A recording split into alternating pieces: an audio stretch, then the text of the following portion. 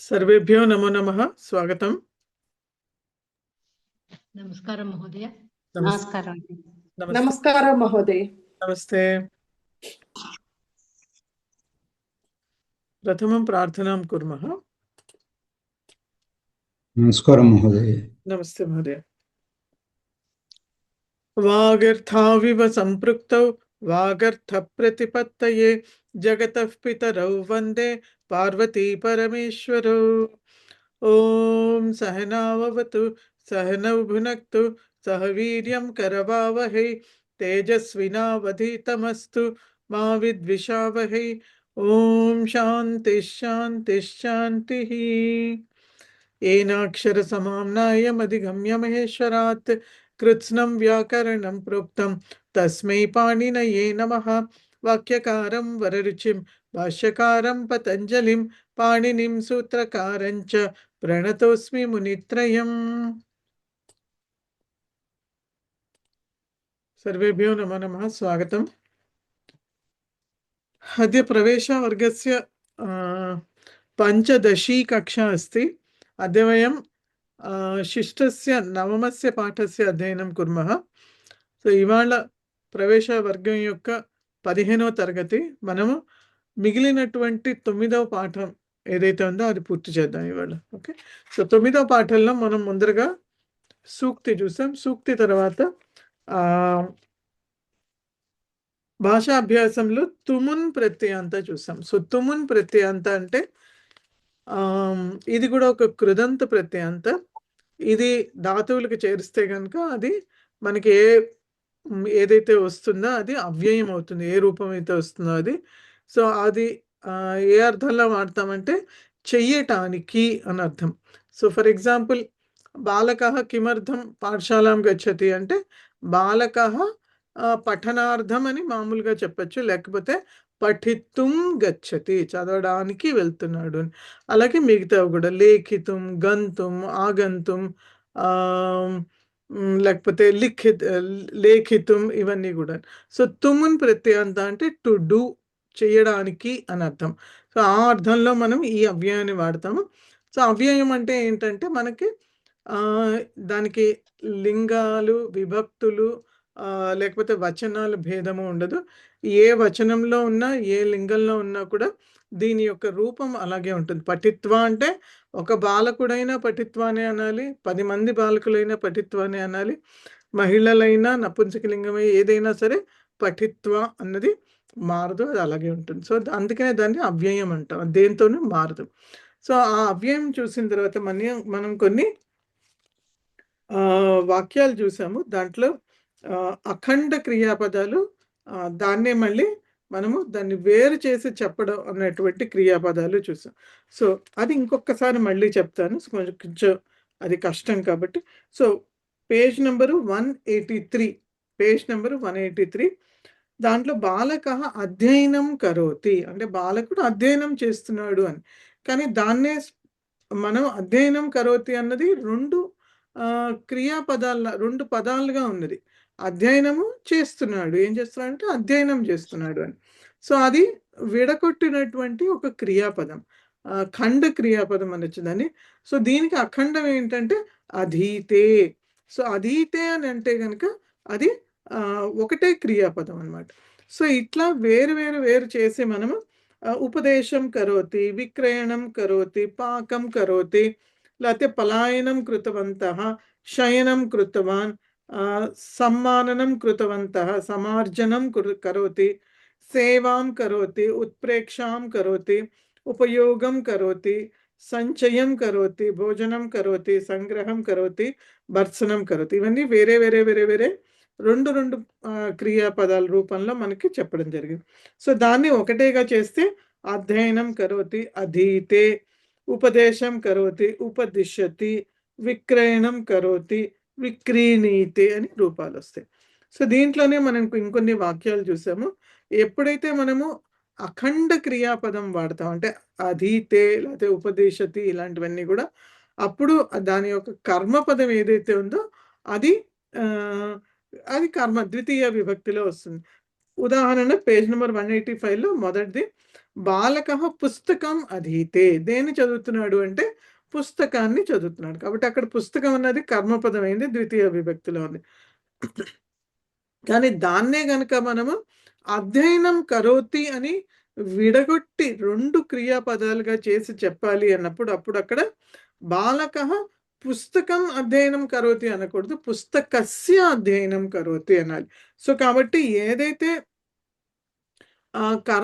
ద్వితీయ విభక్తిలో ఉందో కర్మపదంగా ఉందో అఖండ క్రియాపదం అప్పుడు అది ఆ క్రియాపదాన్ని విడతీసినప్పుడు అది షష్ఠీలో వస్తుంది. అది గుర్తుపెట్టుకోవాలి. సో షష్ఠీలో పుస్తకస్య, సత్యస్య, ఫలస్య అని వస్తుంది. సో మునిహి సత్యం ఉపదేశతి. ముని సత్యాన్ని ఉపదేశించాడు. కానీ అదే ఉపదేశం కరోతి అని వచ్చినప్పుడు అప్పుడు సత్యం అన్నదానికి షష్ఠి రాయాలి. మునిహి సత్యస్య ఉపదేశం కరోతి అని. అలాగే విక్రయీకః ఫలం విక్రీణీతే. సో ఫలం అన్నది ఇక్కడ కర్మపదమైంది, ద్వితీయ ఏకవచనంలో వచ్చింది. అదే దాన్ని మనము విక్రీణీతేని విక్రయణం కరోతి అంటే అప్పుడు ఫలం అన్నదాన్ని షష్ఠి రాయాలి. ఫలస్య విక్రయణం కరోతి అని. ఆ తర్వాత కింద కొన్ని వాక్యాలు ఇచ్చారు, అది కూడా చూద్దాం. కపిః వనం నాశయతి. సో నాశయతి అన్నది ఒక అఖండమైనటువంటి క్రియాపదం. దాన్ని మనం నాశనం కరోతి అని చేస్తే వనస్య నాశనం కరోతి అని చెప్పాలి. జనాః సజ్జనాన్ ప్రశంసంతి అంటే జనాః సజ్జనానాం. సో రామకి షష్ఠీ బహువచనం రామాణం. అలాగే సజ్జనః సజ్జనానాం, సజ్జనుల యొక్క అని అర్థము. సో సజ్జనానాం ప్రశంసాం కుర్వంతి అని. పరీక్షకః గుణం పరీక్షతే అన్నదానికి పరీక్షకః గుణస్య పరీక్షాం కరోతి. సో పరీక్షతేని పరీక్షాం కరోతి అని వేరు చేశారు. కార్యశీలః సాధనం ఉపయుంక్తే. ఉపయుంక్తే అంటే ఉపయోగం కరోతి అని. సో ఉపయోగం కరోతి అంటే దేని యొక్క ఉపయోగం చేస్తున్నాడు?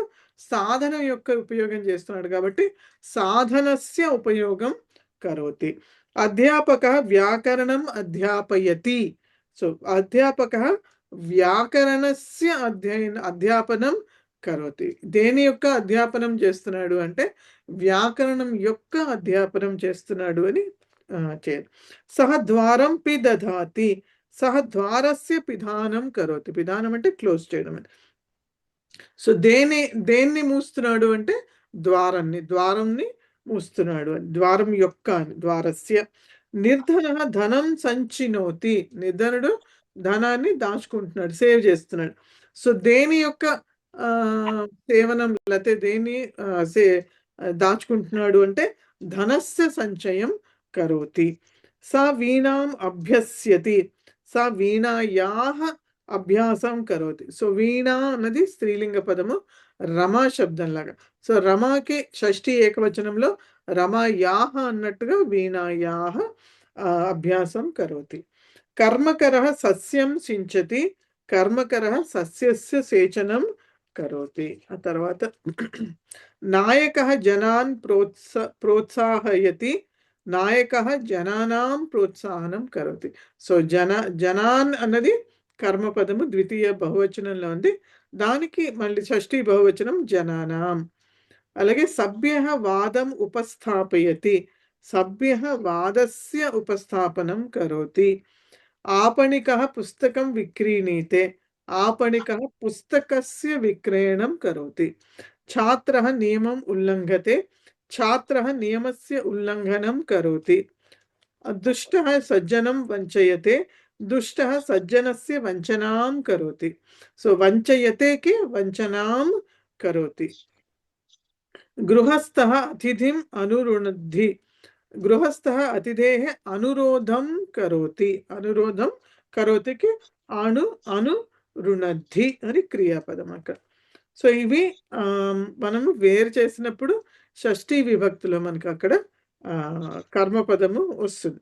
సో కాబట్టి పుస్తకస్య అధ్యయనం, గ్రంథస్య పఠనం, ద్వారస్య పిధానం, పాఠస్య స్మరణం, ధనస్య సంచయః, గుణస్య పరీక్ష, నియమస్య ఉల్లంఘనం, ఆ తర్వాత వాదస్య ఉపస్థాపనం అని ఇట్లా వాడాల్సి వస్తుంది. వేరు మనము ఆ సో ఇప్పుడు దీన్ని వేరు చేసిన తర్వాత ఈజీ. పుస్తకస్య అధ్యయనం కరోతి అనగనగా బాలకః ఏదైనా అయితే. అహం అయితే పుస్తకస్య అధ్యయనం కరోమి.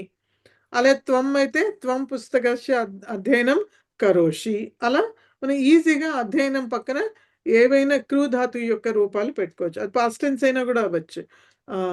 బాలకః పుస్తకస్య అధ్యయనం అకరోత్. సో, అట్లా ఈజీ అవుతుంది. అలాగే పఠనం కరోతి, పఠనం కరోమి, పఠనం కరోషి అలా చేసుకోవచ్చు. అయితే పఠనం అకరోత్, పిధానం కరోతి, పిధానం కరోమి, పిధానం ఆహ్, క కరోషి. ఓకే. అలా లేతే పిధానం అకరోత్. అట్లా మనం ఏ లింగంలో అయినా ఎక్కడైనా కూడా కరోతి అన్న దాని యొక్క మిగతా రూపాలతోటి దీన్ని చెప్పుకోవచ్చు. ఈజీ అవుతుంది అప్పుడు. సో, ఆ తర్వాత కింద ఇచ్చినవి మనకి అనంతరం, పూర్వం అనేటటువంటి పదాలు వాడినప్పుడు అప్పుడు ఎలా మారుతుంది ఇది అన్నది వాక్యాలిచ్చాడు. సో, పేజ్ నంబర్ 186లో ఉంది లాస్ట్ దాంట్లో. సహ పుస్తకస్య పఠనస్య అనంతరం స్నానం కరోతి. సో, అనంతరం అని వచ్చినప్పుడు సో, ఇందాక ఏం చూసాం మనం? పుస్తకస్య పఠనం కరోతి ఇంతవరకే చూసాం. బాలకః లేతే సహ పుస్తకస్య పఠనం కరోతి. అంతే ఒకే వాక్యం. సో, ఇప్పుడు 2 యాక్షన్స్ ఉన్నాయి. అంటే పుస్తకం యొక్క పఠనము చేశాడు. ఆ తర్వాత స్నానం కూడా చేశాడు. సో, ఆ తర్వాత అనడానికి మనము అనంతరం అంటాం. సో, అనంతరం అని వాడినప్పుడు ఆల్రెడీ మనము ఏదైతే అఖండ క్రియాపదం వాడినప్పుడు కర్మపదం ద్వితీయ విభక్తిలో ఉందో దాన్ని మనము ఇక్కడ ఆల్రెడీ స్ప్లిట్ చేసి షష్ఠిలో చెప్తున్నాం. పుస్తకస్య అని చెప్తున్నాం. అలాగే అనంతరం అని వాడినప్పుడు పుస్తకస్య అధ్యయనం అని చెప్తున్నాం కదా! సో, ఇప్పుడు ఆ అధ్యయనాన్ని కూడా షష్ఠి విభక్తిలో చెప్పాలి. పుస్తకస్య అధ్యయనస్య లేతే పఠనస్య అనంతరం స్నానం కరోతి. అనంతరం అని వచ్చినప్పుడు అప్పుడు పుస్తకము షష్ఠి విభక్తిలో వస్తుంది. అధ్యయనం లేతే పఠనం అన్నది కూడాను షష్ఠి విభక్తిలోనే వస్తుంది. సో, ఇది గుర్తుపెట్టుకోవాలి. అనంతరం అని గనక వాక్యంలో మనం వాడితే ఈ ఒక యాక్షన్ తర్వాత ఒక పని తర్వాత ఇంకో పని చేస్తున్నాడు అని ఇలా అఖండ అంటే ఖండ క్రియాపదాలు వాడినప్పుడు మనం వేరు చేసి వాడినప్పుడు అప్పుడు 2 కూడా షష్ఠిలో వస్తాయి. అలాగే ఇంకో వాక్యం సహ గ్రంథస్య పరిశీలనస్య అనంతరం శేతే. సో, ఇందాక మనం ఏం చూసాం? సహ గ్రంథస్య పరిశీలనం కరోతి. పరిశీలనం కరోతి అని చూసాం. ఇప్పుడు పరిశీలనం చేసిన తర్వాత వాడు ఇంకేదో చేస్తున్నాడు. ఏం చేస్తున్నాడు? శేతే అంటే పడుకున్నాడు అని. సో, కాబట్టి ఇప్పుడు గ్రంథస్య పరిశీలనం అనేదైతే ఉందో అది కూడా షష్ఠిలో వస్తుంది. గ్రంథస్య పరిశీలనస్య అనంతరం శేతే అని. సా దేవస్య పూజనాత్ పూర్వం స్నాతి. సో, ఇప్పుడు అనంతరం చూసాము. పూర్వం గనుక వస్తే పూర్వం వచ్చినప్పుడు ఏమవుతుందంటే మనం దేవస్య ఎలాగో అది షష్ఠిలోనే ఉంటుంది. సో, మొదటి వాక్యం మనము సా దేవస్య పూజనం కరోతి. సా దేవస్య పూజనం కరోతి. ఒకే వాక్యం, ఒకే యాక్షన్ అయితే. 2 యాక్షన్స్ ఉన్నాయి. అంటే దేవుడు పూజ యొక్క ముందర ఆమె ఏదో చేస్తోంది. అది చెప్పాలి అంటే మనము పూర్వం అని వాడి చెప్పాలంటే సా దేవస్య పూజనం కరోతి అన్నాం. సో, ముందర పూర్వం అని వాడితే ఈ పూజనం అన్నది ఏదైతే ఉందో అది పంచమి విభక్తిలో వస్తుంది. పూజనాత్ పూర్వం. సో, కాబట్టి సా దేవస్య పూజనాత్ పూర్వం స్నాతి స్నానం చేస్తుంది. సజ్జనః నీతేః ఉపదేశాత్ పూర్వం స్వయం ఆచరతి. సో, సజ్జనులు ఏం చేస్తారు అంటే నీతిహి. నీతిహి అంటే ఏదైనా మంచి వాక్యాలు. నీతి చెప్పడం అన్నది. సో, నీతి యొక్క ఉపదేశానికి ముందర వాళ్ళు ఏం చేస్తారు? స్వయం ఆచరతి. వారంతన వాళ్ళే ముందర ఫస్ట్ దాన్ని ఆచరిస్తారు. ఆచరించిన తర్వాతే దాని యొక్క ఉపదేశం చేస్తారు అని అర్థం. కర్మకరి పాత్రస్య ప్రక్షాళనాత్ పూర్వం జలం సంగృహ్ణాతి. సో, కర్మకరి పాత్రస్య ప్రక్షాళనం కరోతి. ఫస్ట్ వాక్యం ప్రక్షాళనం ముందర చేస్తుంది అని. పాత్రస్య ప్రక్షాళనం. కానీ దాని పూర్వం ఏం చేస్తుంది? జలం సంగృహ్ణాతి అంటే జలాన్ని తీసుకొస్తుంది. కాబట్టి పాత్రస్య షష్ఠిలోనే ఉంటుంది. పాత్రస్య ప్రక్షాళనం అన్నాం కాబట్టి ప్రక్షాళనం అన్నది పంచమీ విభక్తి వచ్చి ప్రక్షాళనాత్ పూర్వం వస్తే ఈ ప్రక్షాళనాత్ అన్నది పంచమీలో ఉంటుంది. ఒకవేళ అది అనంతరం అయితే గనక అప్పుడు ప్రక్షాళనస్య అని వస్తుంది. అంటే ప్రక్షాళనం చేసిన తర్వాత అయితే ఒకలాగా ఉంటుంది, ప్రక్షాళనం చేసే ముందరైతే కనుక అది ముందరైతే పంచమీ విభక్తి వాడాలి, అనంతరం అయితే కనుక షష్ఠీ విభక్తి వాడాలి. కార్యక్రమస్య సమాప్తేః అనంతరం జనాః గచ్చంతి. సో కార్యక్రమస్య సమాప్తిః భవతి అని మనం మామూలుగా చెప్పచ్చు. సో కార్యక్రమస్య సమాప్తిః అన్నాము. సో ఆ సమాప్తి యొక్క షష్ఠీ విభక్తి అనంతరం వచ్చింది కాబట్టి సమాప్తి అనేది కూడా షష్ఠీలోనే వస్తుంది కాబట్టి సమాప్తి హరి శబ్దంలాగా, హరికి షష్ఠి హరేహే, అలాగే సమాప్తికి షష్ఠి సమాప్తేహే. కాబట్టి కార్యక్రమస్య సమాప్తేః అనంతరం జనాః గచ్చంతి అంటే కార్యక్రమం అయిపోయిన తర్వాత జనాలు వెళ్ళిపోయారు. వృష్టేః ఆగమనాత్ పూర్వం త్వం గృహం గచ్చ. వృష్టి అంటే వర్షము, వర్షం రాకముందరే నీవు ఇంటికి వెళ్ళు అని చెప్తున్నాడు. లేఖన్యాః క్రయణస్య అనంతరం ధనం దేహి. లేఖని అంటే పెన్ను కొన్న తర్వాత అప్పుడు దానికి ధనాన్ని ఇవ్వు, దేహి అంటే ఇవ్వు అని. ఫలస్య ఖాదనాత్ పూర్వం హస్తం క్షాళయ. ఫలం తినే ముందర చెయ్యి కడుక్కో, హస్తం క్షాళయ. దేవస్య ప్రార్థనాయాః అనంతరం సహ గతవాన్. దేవుడి యొక్క ప్రార్థన తర్వాత అతను వెళ్ళిపోయాడు. అవగతం వా? ఏమైనా డౌట్స్ ఉంటే అడగచ్చు. మేడం ఇది కర్మకారి పాత్రస్య ప్రక్షాళనాత్ పూర్వం జలం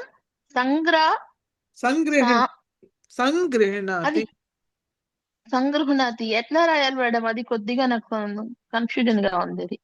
సంగృహణాతి ఇచ్చాడు అంటే హాకి అందులోకి పెట్టినారండి నా మేడం. అవునండి, హా లోపల అదే కొద్దిగా అది ఎలా రాయాలి అనేది సందేహం మేడం. Okay madam. సో వినండి, సంగ్రహణాతి గాకి రుకారము, హా రాసి హాలో ణ రాయాలి. ణాతి ఆ దీర్ఘం ఉంది కాబట్టి అక్కడ దీర్ఘము తి. సో ఎప్పుడు గృహ్ణాతి. సో అనా వచ్చింది మేడం. ఓకే మేడం, ఇప్పుడు అర్థమైంది మేడం. గృహ్ణాతి హాలో డకారము టవర్గంలోని పంచమాక్షరం ఏదైతే ఉందో అది ఉంది, గృహ్ణాతి. ఓకే. అనురుణద్ది అంటే ఏంటండి? అనురోధం కరోతి. అంటే ప్రార్థించడం అండి. అనురోధ కర్ణ అంటారు కదా హిందీలో కూడా. అనురోధ అంటే ప్రార్థించడం అని. అంటే ఆహ్వానించడం అలా అంటారా? కాదు, పిలవడం అండి, రండి అని. లేదు, అనురుణద్ది అంటే రిక్వెస్ట్ చేయడం అండి. రిక్వెస్ట్ చేయడం అంతే. చెప్పండి మహోదయ. ఎలా ఇంటికి వచ్చా కొంచెం భోంచేసుకోండి, ఇంకొన్ని రోజులు ఉండండి అలా అడుగుతాం కదా, అది ఇక్కడ మీనింగ్. అవును, అనురోధ. ఎవరన్నా ఇంటికి వస్తారంట కదా, అలా డైరెక్ట్ ప్రార్థన కాదు, అదే అట్లా ఆ మీనింగ్ లో తీసుకుంటాం. అలా అదే ఏదైనా అది ప్రార్థన కిందకే వస్తుంది. అంటే మీరు రిక్వెస్ట్ చేస్తున్నారు అని అర్థం. ఏదైనా మనకు ప్రార్థన అంటే నేరుగా పూజ ప్రార్థన గుర్తొస్తుంది. లేదు, అంటే సంస్కృతంలో ప్రార్థన అంటే రిక్వెస్ట్ చేయడం అని. ఓకే. ప్రార్థన అంటే మనం దేవుడి ముందర కూర్చొని చేసే ప్రార్థన కాదు. సో ఎవరైనా ఆయన చెప్పినట్టు ఎవరైనా వచ్చినప్పుడు ఎవరితోనైనా మాట్లాడేటప్పుడు కూడా దయచేసి మీరు ఇది చేయండి, లేకపోతే దయచేసి ఇది ఇవ్వండి అని మనం అంటాం కదా, రిక్వెస్ట్. అది అనురోధం అది. ఓకే. సో ఇంకేమైనా డౌట్స్ ఉన్నాయా? ఈ క్లియర్ అయింది ఈ కాన్సెప్ట్స్ అన్ని? అనంతరం వస్తే ఎలా రావాలి, పూర్వం వస్తే ఎలా రావాలి? లెసన్ చదివారా అందరూ? చదివితేనే క్లియర్ అవుతుంది. లాస్ట్ టైం చెప్పాను చదివిరండి అని. చదివారా అందరూ? ఒక్కళ్ళిద్దరే మహోదయ చదివాం కానండి, కొంచెం అర్థమయ్యి కొంచెం కనెక్ట్ గా ఉందండి. అలాగే ఉందండి. పర్వాలేదు, మీరు చదివితే పర్వాలేదు. రెండోసారి మూడోసారికి అర్థమైపోతుంది, పర్వాలేదండి, నో ప్రాబ్లం. బట్ కాన్సెప్ట్ అర్థమైంది కదా? అర్థమైంది మహోదయ. మేడం ఇది నేను కూడా అంతా చదవలేదు మేడం, అవ్వలేదు నాకు. ఇప్పుడు మీరు చెప్పిన వరకే వచ్చాను అంతే మేడం. ఓకే. No problem. పర్వాలేదండి. ఓకే. సో, నెక్స్ట్‌కి వెళ్దామండి విభక్తి. సో, మనకి పంచమి విభక్తి అయిపోయింది. ఇప్పుడు షష్ఠీ విభక్తి. సో, షష్ఠీ విభక్తి ఇంతవరకు చెప్పుకున్న 5 విభక్తుల్లో మొదటిది ప్రథమా విభక్తి వచ్చి కర్తగా మనం పదాల్ని వాడాలన్నప్పుడు అప్పుడు ప్రథమ వాడతాము. ద్వితీయ వచ్చేసి కర్మ చెప్పాలి. ఆబ్జెక్ట్ చెప్పాలంటే తృతీయ సాధనంగా వాడినప్పుడు మిగతా ఆక్సిలరీ కండిషన్స్ నేను చెప్పట్లేదు. జస్ట్ బ్రాడ్‌గా దాని మీనింగ్ ఏంటి అని చెప్తున్నా. సో, చతుర్థి విభక్తి కోసము అని. పంచమి విభక్తి సెపరేషన్ వేరు అవడం ఉన్నప్పుడు అవుతుంది. షష్ఠీ విభక్తి ఎప్పుడు వస్తుందంటే ఏదైనా బిలాంగింగ్ అంటే సంబంధం ఏర్పడిన సంబంధం ఉన్నటువంటి. ఇప్పుడు పితా పుత్రః అన్నదానికి 2 నౌన్స్ ఉన్నాయి. 2 సంజ్ఞాపదాలున్నాయి. వాటికి ఏంటి సంబంధము? ఒకళ్ళు ఇంకోరి యొక్క తండ్రి. లేతే ఇంకోళ్ళు ఈ మొదటి అతని యొక్క కొడుకు అని. సో, ఇక్కడ ఏముంది? సంబంధం ఉంది. సో, ఈయన యొక్క కొడుకు ఆయన, ఆయన యొక్క తండ్రి ఈయన అని. సో, ఏదైతే ఆ సంబంధం ఉందో, ఆ రిలేషన్‌షిప్ ఉందో అది మనం షష్ఠీ విభక్తితో చెప్తాం. సో, మీరందరూ దశమ శిబిరం అటెండ్ అయ్యి ఉంటే గనక అందులో మొదటి పాఠం వచ్చేది మమ నామ. సో, మమ నామ అంటే ఏంటి అర్థము? నా యొక్క పేరు. మామూలుగా మనం ట్రాన్స్‌లేట్ చేసుకుంటే నా పేరు అని మనం చేస్తాం. లేతే నా పుస్తకము, నా పెన్ను, నా ఇల్లు, మా అమ్మ, మా నాన్న, మా తమ్ముడు, లేతే మా అక్క ఇవన్నీ మా మామ అని అట్లా మనం ట్రాన్స్‌లేషన్ అలా చేసుకుంటాం. కానీ యాక్చువల్‌గా మీనింగ్ ఏంటంటే నా యొక్క, నా యొక్క పేరు, నా యొక్క ఇల్లు, నా యొక్క దేశము, నా యొక్క తల్లి, నా యొక్క తండ్రి. సో, ఆ యొక్క అన్నది ఏంటంటే అది ఒక సంబంధం. లేతే రామస్య పత్ని ఇది కూడా నేర్చుకుని ఉంటారు దశదిన రామస్య పత్ని, సీతాయాహ పతిః. సో, ఇవన్నీ కూడా ఏంటంటే షష్ఠీలో వస్తాయి. సో, ఏదైనా సంబంధం చెప్పేది ఏదైతే ఉంటుందో అదంతా కూడా షష్ఠీలో వస్తుంది. సో, చాలా మనకి ఏవైతే చూస్తామో అవన్నీ చాలా పదాలు మనకి షష్ఠీలో కనిపిస్తూ ఉంటాయి. సో, ఈవెన్ శ్లోకాల్లో వాటిల్లో కూడా చాలా షష్ఠి ఉంటాయి. ఇప్పుడు మనం ప్రార్థన చేసే జగతః పితరౌ అన్న దాంట్లో జగతః పితరౌ అంటే జగత్తు యొక్క తల్లిదండ్రులు అని అర్థం. సో, జగత్ అనేది తకారాంత పదము. సో, దానికి షష్ఠి ఏకవచనం జగతః. సో, జగతః పితరౌ అంటే జగత్తు యొక్క తల్లిదండ్రులు అని అర్థం. సో, కాబట్టి షష్ఠి అన్నది సంబంధానికి సంబంధించింది. సో, కొన్ని వాక్యాలు చూద్దాం. సూర్యస్య ఉదయః భవతి. సూర్యుడి యొక్క ఉదయము జరుగుతున్నది అని. నద్యాః జలం ప్రవహతి. సో, నద్యాః నదీ స్త్రీలింగ పదము. నద్యాః రమా రమాయాః లాగానే నదీ నద్యాః. సో, ఇక్కడ ఒక ప్రశ్న ఏంటంటే మీరందరూ విభక్తి టేబుల్స్ చదివారా? చదివారా? ఓకే. సో, ఏంటి కామన్ ఇప్పుడు? ఇప్పుడు నది అన్నాను, నద్యాః అన్నాను. సో, నద్యాః అన్నది ఏంటి కామన్ దీనికి? గౌర్యాః. గౌరీ. యాహ యాహ గౌర్యాః గౌరీ. కరెక్టే. బట్ ఈ రూపమును ఇలాంటి రూపమే ఇంకోటి కూడా ఉందా ఆ టేబుల్‌లో? నదిః నదీ నద్యో నద్యాః. ఆ? నదిః నదీ పంచమి విభక్తి కూడా నద్యాహ అని వస్తుందండి. ఉత్తమం. సో, పంచమి షష్ఠి విభక్తి స్త్రీలింగంలో సమానంగానే ఉంటాయి. ఓకే. రమా రమాయాః పంచమి కూడా అవుతుంది. రమాయాః షష్ఠి కూడా అవుతుంది ఏకవచనం. అలాగే నదీ నద్యాః పంచమి అవుతుంది. నదీ నద్యాః షష్ఠి కూడా అవుతుంది. కాబట్టి ఈ 2 రూపాలు సమానంగా ఉంటే అది సందర్భాన్ని బట్టి మనము అక్కడ పంచమి వాడారా, షష్ఠి వాడారా అని తెలుసుకోవాలి. సో, ఇక్కడ నద్యాః జలం ప్రవహతి అంటే నది యొక్క నీరు ప్రవహిస్తోంది అని అర్థం. లేతే నది నుంచి ప్రవహిస్తోందని కాదు అర్థము. నది యొక్క నీరు ప్రవహిస్తోంది. యొక్క అని వచ్చింది కాబట్టి ఇక్కడిది షష్ఠీ విభక్తి. అంటే మరి పంచమిలో నది నుంచి అని అలా వస్తుందండి? అది ఎలా? పంచమిలో అంటే నద్యాహ అంటే ఎలా వస్తుంది? అది అంటే మీరు నది గురించి ఒకవేళ నది నుంచి నేను వస్తున్నాను అని చెప్పాను అనుకోండి. నద్యాః అహం ఆగచ్చామి. నది నుంచి అదే నది సందర్భాన్ని బట్టి అక్కడ సందర్భం ఏంటి, what do you want to express, ఏం చెప్పదలుచుకున్నారు మీరు అన్న దాన్ని బట్టి అక్కడ పంచమి షష్ఠిన అన్నది మనకి తెలుస్తుంది. తరోహ పర్ణాని దీర్ఘాని, తరుహు తరోహో ఉకారాంత గురు శబ్దంలాగా గురోహ వస్తుంది షష్ఠిలో కూడాను. సో ఇక్కడ కూడా ఒక కామన్ ఇది ఉంది, ఏంటుంది? ఇది కూడా అంతే కదండి, గురువులో పంచమీను షష్ఠి. పంచమి షష్ఠి కూడా ఒకటే, అలాగే హరిలో కూడా పంచమి షష్ఠి ఒకటే. హరిలో కూడా హరేహే అంతే. హరేహే గురోహో గురోహో, ఇవి కూడా పంచమి షష్ఠి ఒకటే ఉంటాయి. ఇక్కడ కూడా సేమ్ రూల్ అప్లైస్. ఏంటంటే సందర్భాన్ని బట్టి అక్కడ ఏం చెప్పదలుచుకున్నారు దాన్ని బట్టి మనం అర్థం చేసుకోవాలి. సో తరోహ పర్ణాని దీర్ఘాని, సో తరువు యొక్క ఆకులు ఏవైతే ఉన్నాయో అవి దీర్ఘము. అదే కనుక తరోహ పర్ణాని పతంతి అంటే అప్పుడు పంచమి. అది అంటే తరువు యొక్క చెట్టు నుంచి అది అప్పుడు చెట్టు నుంచి అని అర్థం, చెట్టు నుంచి అని అర్థం, అప్పుడు పంచమి. లేకపోతే ఇక్కడైతే ఇది షష్ఠి. గురోహ పుత్ర పఠతి, ఇక్కడ కూడా గురువు యొక్క పుత్రుడు చదువుతున్నాడు అని. చంద్రిక యాహ ధవలత శోభతే, చంద్రిక అంటే వెన్నెల యొక్క ఏదైతే తెల్లదనం, ధవలత అంటే తెల్లదనం ఏదైతే ఉందో అది మెరుస్తున్నది, ప్రకాశిస్తున్నది అని. బుద్ధేహే తీక్షణతాం పశ్య, బుద్ధేహే బుద్ధి బుద్ధేహే. సో బుద్ధి అన్నది ఏంటంటే స్త్రీలింగ పదము, ఇకారాంతము, మతి శబ్దంలాగా ఉంటుంది.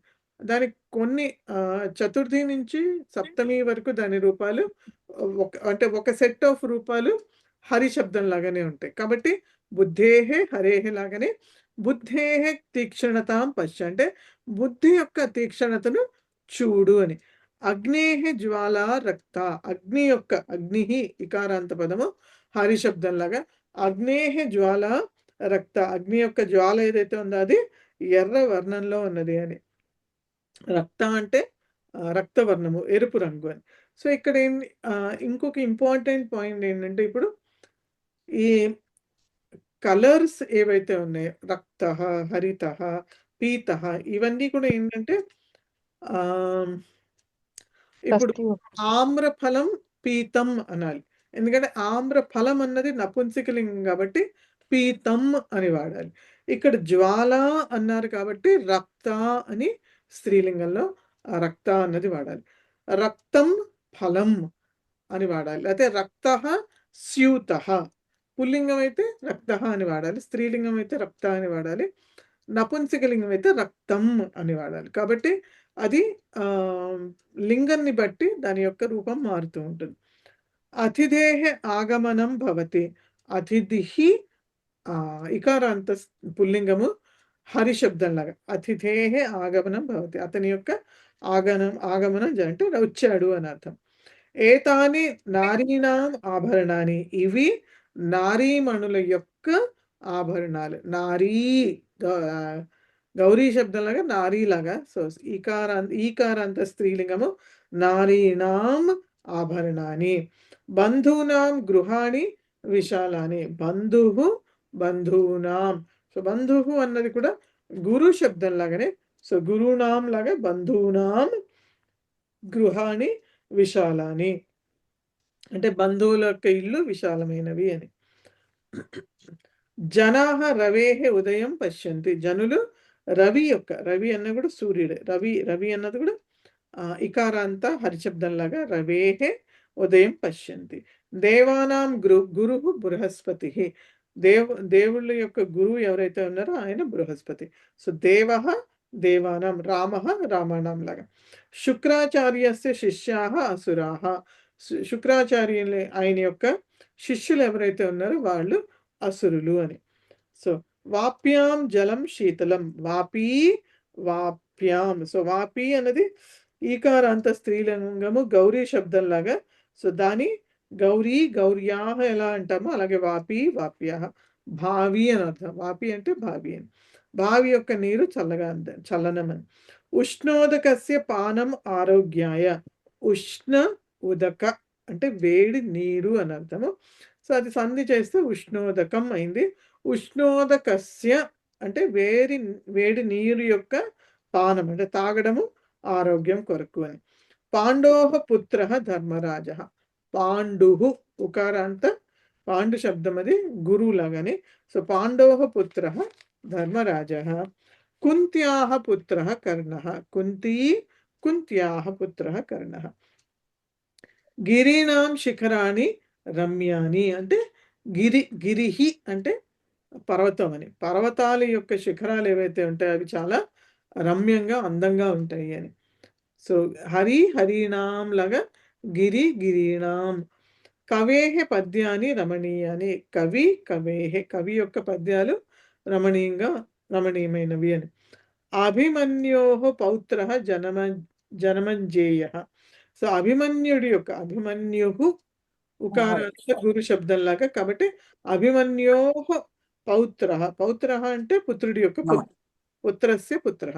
సో కాబట్టి అభిమన్యోః పౌత్రః జనమంజేయః. పార్వత్యాః పుత్రః గణపతిః. పార్వత్యాః. సో పార్వత్యాః పుత్రః గణపతిః. గణపతేః చత్వారః హస్తాః.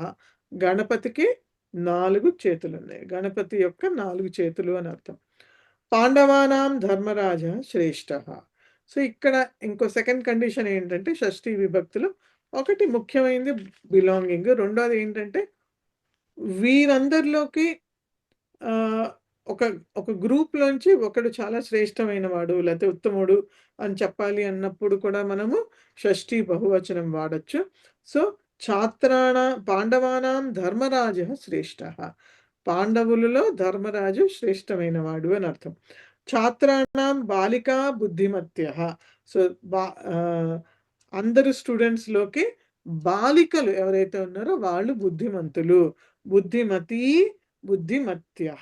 ఇక్కడ బాలికాహ అన్నారు కాబట్టి బుద్ధిమత్యః అని వాడాలి. అదే బాలకాహ అని ఉంటే అప్పుడు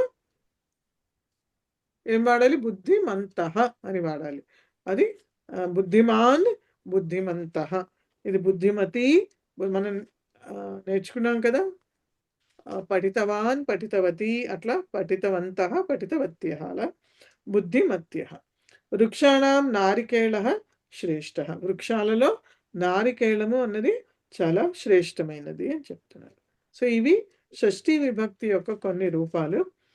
కింద ఇచ్చినటువంటి మనం టేబుల్ చూస్తే కనుక అకారాంత పుల్లింగము నపుంసకలింగము సమానంగానే ఉంటాయి. రామస్య రామాణం, వనస్య వనానాం. ఆకారాంత స్త్రీలింగము రమా శబ్దము రమాయాః రమాణాం.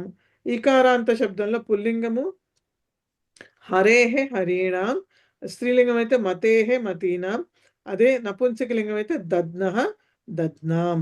ఈకారాంత స్త్రీలింగం అయితే నద్యాః నదీనాం, ఉకారాంత పుల్లింగం అయితే భానోః భానూనాం, అదే స్త్రీలింగం ధేను శబ్దం అయితే ధేన్వాః ధేనూనాం, మధు శబ్దం అయితే మధునః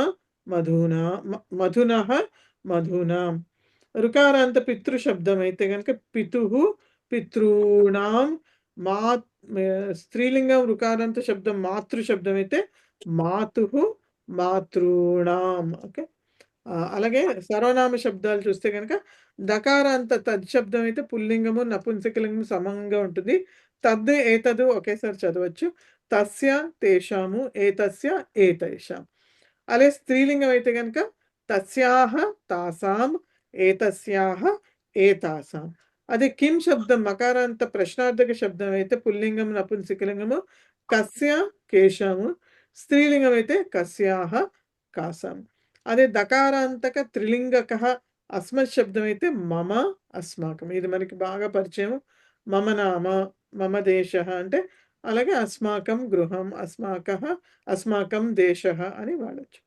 దకారాంత త్రిలింగక యుష్మత్ శబ్దం అయితే తవ యుష్మాకం, తవ నామ కిం అని అడగచ్చు. యుష్మాకం గృహం కుత్ర అస్తి, మీ అందరి యొక్క ఇల్లు ఎక్కడున్నది అని. సో అది తవ యుష్మాకం అని అలా వాడచ్చు.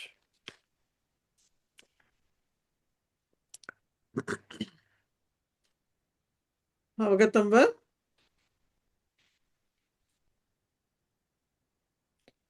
అవగతం వా?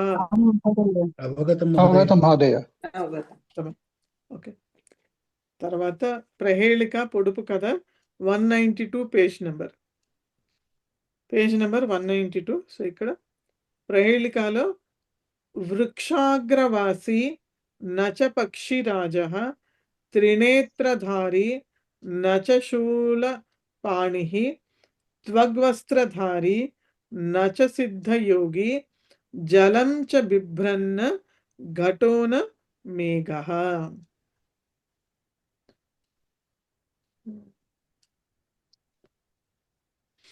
సో ఇంకొకసారి వృక్షాగ్రవాసి నచ పక్షిరాజః త్రినేత్రధారి నచ శూలపాణిః త్వగ్వస్త్రధారి నచ సిద్ధయోగి జలం చ బిభ్రన్ ఘటో న మేఘః. బిభ్రత్ న ఘటో న మేఘః.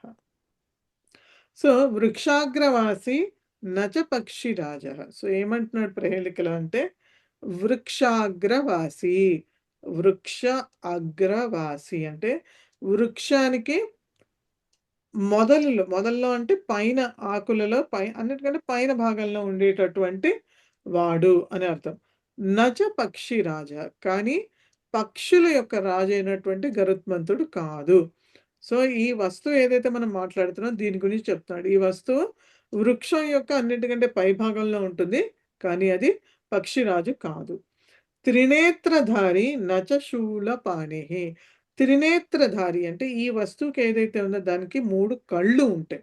త్రినేత్ర అంటే 3 కళ్ళు, ధారి అంటే ధరించినటువంటి వాడు. సో త్రినేత్రధారి అంటే 3 కళ్ళు ఉన్నటువంటిది, కానీ నచ శూలపాణి. సో యూజువల్లీ మనం 3 కళ్ళు ఉన్నవాడు అంటే ఎవరు అనుకుంటాం? శివుడు అనుకుంటాం. కానీ ఇక్కడ శూలపాణి శివుడు కాదు. త్వగ్ వస్త్రధారి, త్వగ్ అంటే చర్మం, దేని యొక్కైనా చర్మాన్ని వేసుకు, చర్మం కానీ నార కానీ అలాంటి దానితో దాన్ని వస్త్రంగా ధరించినటువంటి వాడు అని అర్థం. సో కాబట్టి త్వగ్ వస్త్రధారి అంటే ఈ వస్తువు ఏదైతే ఉందో అది త్వగ్ వస్త్రం వేసుకుని ఉంటుంది. కానీ నచ సిద్ధయోగి, కానీ యోగి కాదు, సిద్ధించినటువంటి యోగి కాదు. యూజువల్లీ మనం యోగుల్ని వాళ్ళని చూస్తాం నార వస్త్రాలు ధరించడము అటువంటివి. సో ఇది అతని గురిక. జలం చ బిభ్రత్, కానీ అది దాని లోపల జలాన్ని ఉంచుకుంటుంది.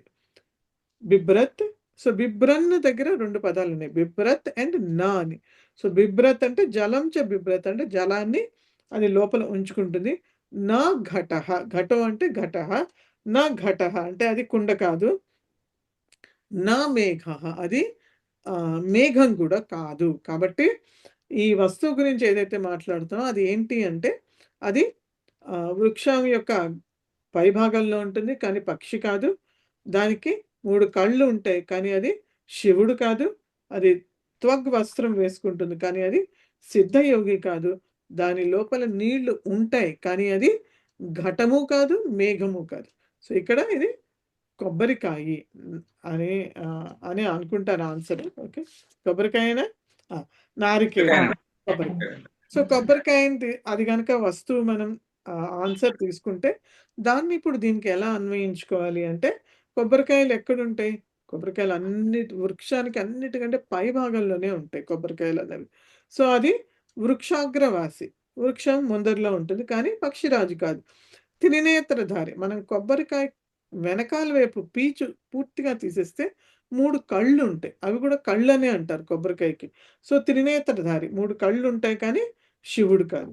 త్వగ్ వస్త్రధారి, త్వగ్ అంటే కొబ్బరికాయ పీచు ఉంది కదా, అదే దాని యొక్క వస్త్రం. సో అది ఆ వస్త్రం వేసుకుని ఉంటుంది, కానీ అది సిద్ధయోగి కాదు. దాని లోపల జలం ఉంటుంది, కానీ అది ఘటము కాదు, మేఘము కాదు. కాబట్టి అది నారికేళం. ఆ తర్వాత సంగ్రాహ్య విషయాలు, రాముడి గురించి. సో మనకి చాలా సుపరిచయమైనటువంటి శ్లోకం ఇది. రామాయ రామభద్రాయ రామచంద్రాయ వేధసే రఘునాథాయ నాథాయ సీతాయాః పతయే నమః. సో నమః అన్నప్పుడు మనకి తెలుసు ఏ విభక్తి రావాలి? చతుర్థి విభక్తి రావాలి, ఉత్తమం. కాబట్టి ఇప్పుడు ఈజీ. రామాయ అంటే చతుర్థి విభక్తి, రాముడి కోసము. రామభద్రాయ అంటే రామభద్రుడి కోసము. అన్నీ కూడా రాముడికి, ఇవన్నీ కూడా విశేషణాలే. అలాగే రామచంద్రాయ అంటే భద్రాయ అంటే మంగళ స్వరూపుడని, చంద్రాయ అంటే చంద్రుడి లాంటి సంతోషాన్ని కలిగించేవాడని, రామచంద్రాయ చతుర్థి. వేధసే, వేధస్ అంటే యాక్చువల్గా ఇంటెలిజెన్స్ అని తీసుకోవచ్చు, ఇక్కడ పరబ్రహ్మని కూడా తీసుకోవచ్చు. కాబట్టి వేధసే అన్నది చతుర్థి విభక్తి. అలాగే రఘునాథాయ అంటే రఘువంశంలోని ఒక రాజు, ఆయన రఘువంశానికి చెందినవాడు కాబట్టి రఘునాథాయ. అలాగే నాథాయ, నాథాయ అంటే రాజు, రాజుగా ఉన్నాడు కదా, సో రాజుకి. సీతాయాహ పతయే, సీత యొక్క పతి అయినటువంటి ఆయనకి నమః అని. సో సీతాపతి అయిన శ్రీరాముడికి నమస్కారము. అతడు మంగళ స్వరూపుడు, చంద్రుడిలాగా సంతోషాన్ని ఇచ్చేవాడు, సాక్షాత్తు పరబ్రహ్మయే. అందువల్లనే రఘుకుల రాజు అయినప్పటికీ ప్రపంచాన్ని అంతటికీ ప్రభు అయినవాడు అని అర్థం. నెక్స్ట్ది ఆపదామపహర్తారం దాతారం సర్వసంపదాం లోకాభిరామం శ్రీరామం భూయో భూయో నమామ్యహం. ఆపదామపహర్తారం దాతారం సర్వసంపదాం లోకాభిరామం శ్రీరామం భూయో భూయో నమామ్యహం. సో లాస్ట్ పదంలో నమామ్యహంలో నమామి అహం అని 2 పదాలనే సంధి జరిగింది, అందుకని నమామ్యహం. కాబట్టి నమామి అహం అంటే అహం నమామి, నేను నమస్కరిస్తున్నాను. ఎవరికి? మిగతావన్నీ కూడాను భూయో భూయ తప్ప మిగతావన్నీ కూడా ద్వితీయ విభక్తిలోనే, ఏకవచనంలో. ఆపదామప హర్తారం, సో ఆపదాం అపహర్తారం అని ఒకే పదంలో 2 పదాలు ఉన్నాయి. ఆపదాం హర్తారం అంటే ఆపదని హరించేటటువంటి వాడు అని అర్థం. దాతారం, దాతారం అంటే మనం అడిగినవన్నీ ఇచ్చేటటువంటి వాడు, దాతారం. సర్వ సంపదాం అన్ని సంపదలని ఇచ్చేటటువంటి వాడు. లోకాభిరామం, లోకానికే అభిరామం రాముడు అని అర్థం. తర్వాత అభిరామం అంటే ఇష్టమైన వాడు. శ్రీరామం రాముడికి. భూయో భూయో, భూయ భూయ అంటే మళ్ళీ మళ్ళీ అని అర్థం. నమామి అహం, నేను మళ్ళీ మళ్ళీ నమస్కరిస్తాను.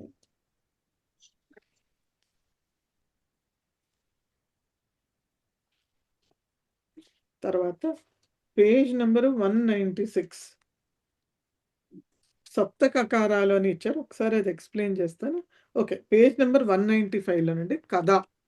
సో ముందర ఇంతవరకు మనం మిగతా కిమర్థము, కుతః, కుత్ర ఇవన్నీ కూడా చేసాము. కిమ్ ఆల్రెడీ మనం మొదటి నుంచి చేస్తూ వస్తున్నాం. సో ఇవన్నీ చేసాం కాబట్టి ఇంకొకటి మిగిలింది కథ. సో కథ అంటే మనం సమయంకి సంబంధించింది.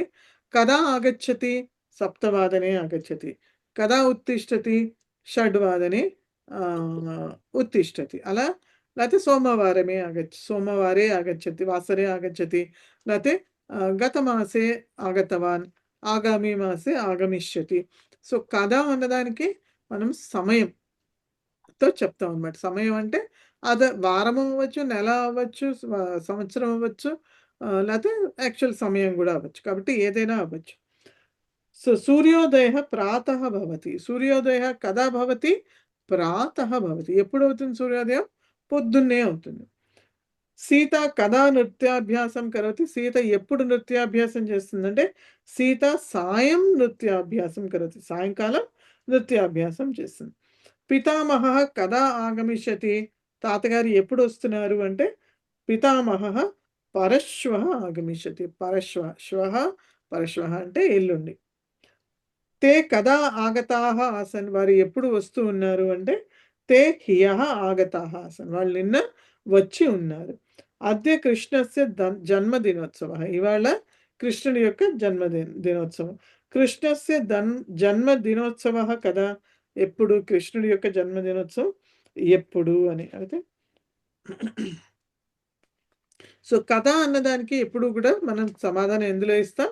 యూజువలీ సప్తమి విభక్తిలో ఇస్తాం.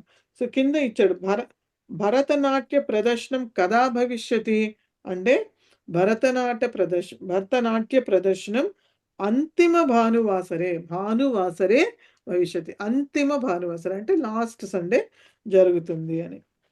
సో కథ అన్నప్పుడు మనము ఎప్పుడు సప్తమిలో చెప్తాం. అద్య శ్వః అని వాడినప్పుడు అవి మామూలుగా అద్య భవిష్యతి, లేకపోతే శ్వః భవిష్యతి, హియః ఆసీత్ అని మనం పాస్ట్ టెన్స్ అలా వాటికి అవి అవి అవ్యయాలు కాబట్టి వాటికి సప్తమి అవి ఏమి ఉండవు, అవి అలాగే ఉంటాయి. ఓన్లీ మనము టైం అది చెప్పినప్పుడు అవి సప్తమిలో చెప్పాలి. సో సప్త కకారాహ, ఇప్పటి వరకు మనం 7 ప్రశ్నవాచకాలను బాగా నేర్చుకున్నాయి. అవి సప్త కకారాలుగా ప్రసిద్ధి చెందినాయి. కకారాలంటే ఏం లేదండి, అన్నిటికీ ముందర కా వస్తుంది కాబట్టి కకారాలు అన్నారు అంతే. వాటిలో మరోసారి స్మరించుకుందాం. కిం అంటే ఏంటి, కుత్ర ఎక్కడ, కతి ఎన్ని, కదా ఎప్పుడు, కుతః ఎక్కడ నుండి, కథం ఎలా, కిమర్థం ఎందుకు. సో ఇవన్నీ కూడా 7 ప్రశ్నార్థక శబ్దాలు. ఇవన్నీ కూడా చాలా ఇంపార్టెంట్ అండ్ చాలా ఉపయోగకరం కూడా. ఏ ప్రశ్న ఏది మాట్లాడాలన్నా మనకి ఇవి చాలా ఉపయోగపడతాయి. సో కింద ఇంకొన్ని వాక్యాలు ఇచ్చారు, చూద్దాం. సో ఫస్ట్ నేను ప్రశ్న చదువుతాను, తర్వాత ఉత్తరం చదువుతాను.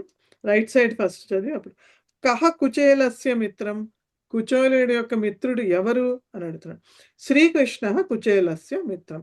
సో ఎప్పుడు కూడా ఇలా సింపుల్గా ఉన్న వాక్యాల్లో ఓన్లీ ప్రశ్నార్థక శబ్దాలకి బదులుగా ఉత్తరం రాసి అది వాక్యం పూర్తిగా రాయొచ్చు. సో కహ బదులు శ్రీకృష్ణ.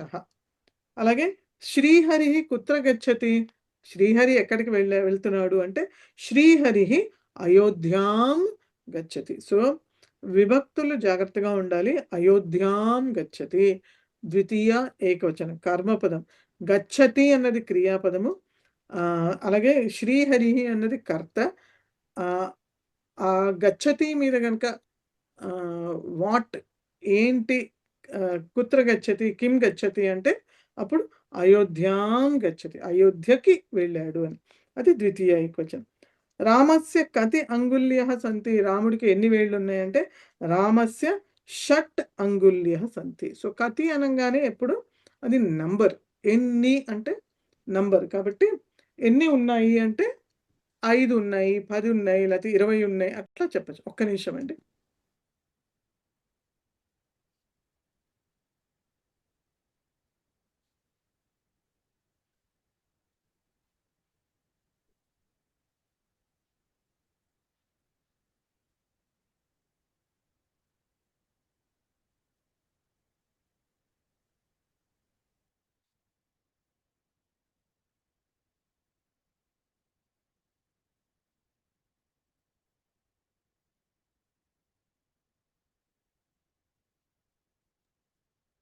సో కతి అనగానే ఏంటంటే ప్రశ్న అది నంబర్కి సంబంధించింది, సంఖ్యకి. అంటే ఎన్ని ఉన్నాయి అంటే 10, 20, 30 ఎన్నైనా ఉండొచ్చు. సో కతి అంటే మనకి నంబర్ ఆన్సర్గా వస్తుంది. సో ఇక్కడ కతి అంగుళ్యః సంతి అంటే షట్ అంగుళ్యః సంతి అంటే 6 ఉన్నాయి అని అర్థము. Okay okay. సో ఈ కతి అన్న ప్రశ్న ఎప్పుడు కూడా మనం బహువచనంలోనే వేయాలి. ఇంగ్లీష్లో కూడా హౌ మెనీ అని అడుగుతాను తప్ప అది ఏకవచనంలో వేయడానికి ఉండదు. సో ఇక్కడ కూడా కతి పుస్తకాని సంతి, కతి అంగుళ్యః సంతి, కతి లేఖన్యః సంతి, లేకపోతే కతి బాలకాః సంతి అని మనం ఎప్పుడు కూడా కతి అన్న దానితోటి బహువచనమే వస్తుంది. బాలకాః, పుస్తకాని, అంగుళ్యః, లేఖన్యః ఇలా వస్తుంది. తర్వాత మాతామహి కదా ఆగతవతి. సో కదా అంటే మనం సప్తమి చెప్పచ్చు. మాతామహి సప్తవాదనే ఆగతవతి, 7ంటికి ఆమె వచ్చింది. రాష్ట్రపతి కుతః ఆగమిష్యతి, రాష్ట్రపతి ఎక్కడి నుంచి వస్తున్నాడు అంటే రాష్ట్రపతి చెన్నైతః ఆగమిష్యతి, చెన్నై నుంచి వస్తున్నాడు. బాలమురళి కథం గాయతి, బాలమురళి ఆయన ఎలా పాడతారు అంటే బాలమురళి మధురం గాయతి. సో కథం అన్నదానికి ఎప్పుడు కూడా అది క్రియ విశేషణం వస్తుంది. అంటే క్రియ ఎలా జరుగుతుంది, సమ్యక్ గాయతి, మధురం గాయతి, సుందరం లిఖతి, ఇలా ఇవన్నీ కూడాను క్రియకి విశేషణాలు. ఎలా చేస్తున్నాడు అన్నది క్రియా విశేషణం అంటాం మనం. అది యాడ్వర్బ్ అని చెప్పచ్చు ఇంగ్లీష్లో అయితే. దీపిక కిమర్థం హసతి, ఆ దీపిక అన్నామే ఎందుకు నవ్వుతోంది అంటే దీపిక ఆరోగ్యార్థం హసతి, ఆరోగ్యం కోసం ఆమె నవ్వుతోంది. సో ఇవి కొన్ని సప్త కకారాలు మనకి ఇచ్చినవి. తర్వాత లాస్ట్ పేజ్లో ఉన్నటువంటి సుభాషితము. So 198 page number సుభాషితము.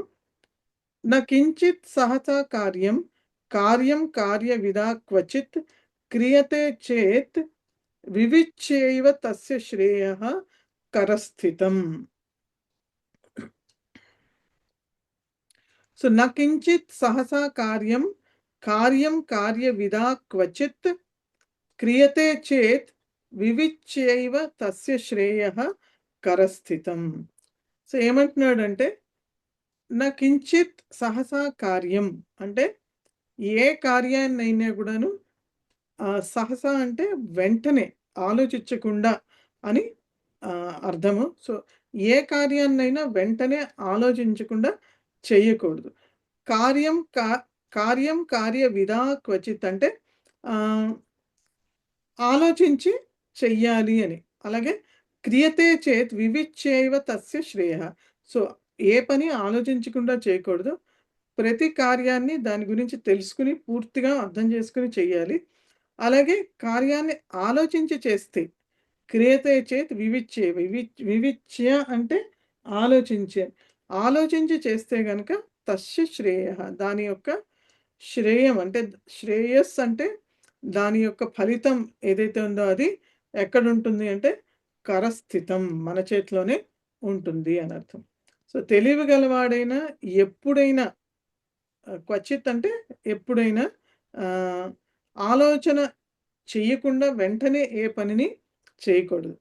ఆలోచించి చేసినట్లయితే ఆ పని యొక్క శ్రేయస్సు తప్పకుండా అతని చేతిలోనే ఉంటుంది.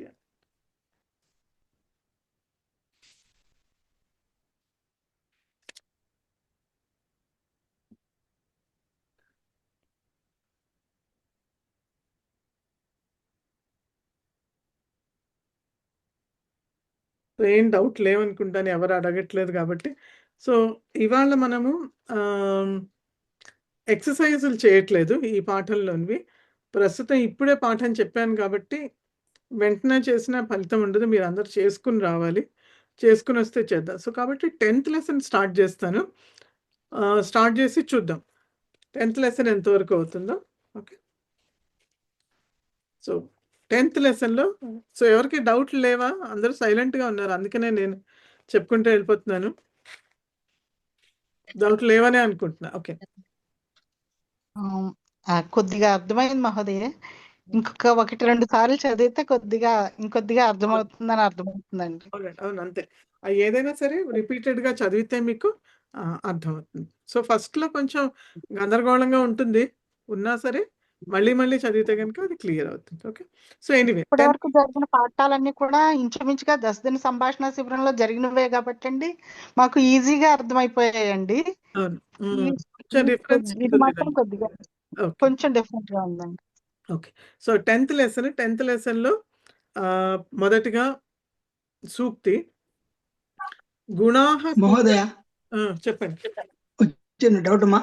చెప్పండి మహోదయ, చెప్పండి, వింటున్నాను. ఇప్పుడు అమ్మా చెప్పండి. ఇప్పుడు ఇంతకుముందు చెప్పిన ఎగ్జాంపుల్లో శ్రీహరి అయోధ్యాయాం గచ్చతి అన్నారు కదా. అవునండి, వినపడుతుందమ్మా? మహోదయ మీరు చెప్పండి. వినపడుతుందమ్మా? వింటున్నాను నేను, చెప్పండి మహోదయ. ఇప్పుడు మేము ప్రవేశికాలు ఉన్నాం కాబట్టి ఈ పదము ప్రయోగం చేసేటప్పుడు అయోధ్య అనుకోవాలన్నా లేకపోతే దాన్ని అదేమి నపుంసకలింగం అనుకోవాలా లేకపోతే పుంలింగ శబ్దం అన్న డౌట్ వస్తుంది. ఓకే, ఒకవేళ అది లింగం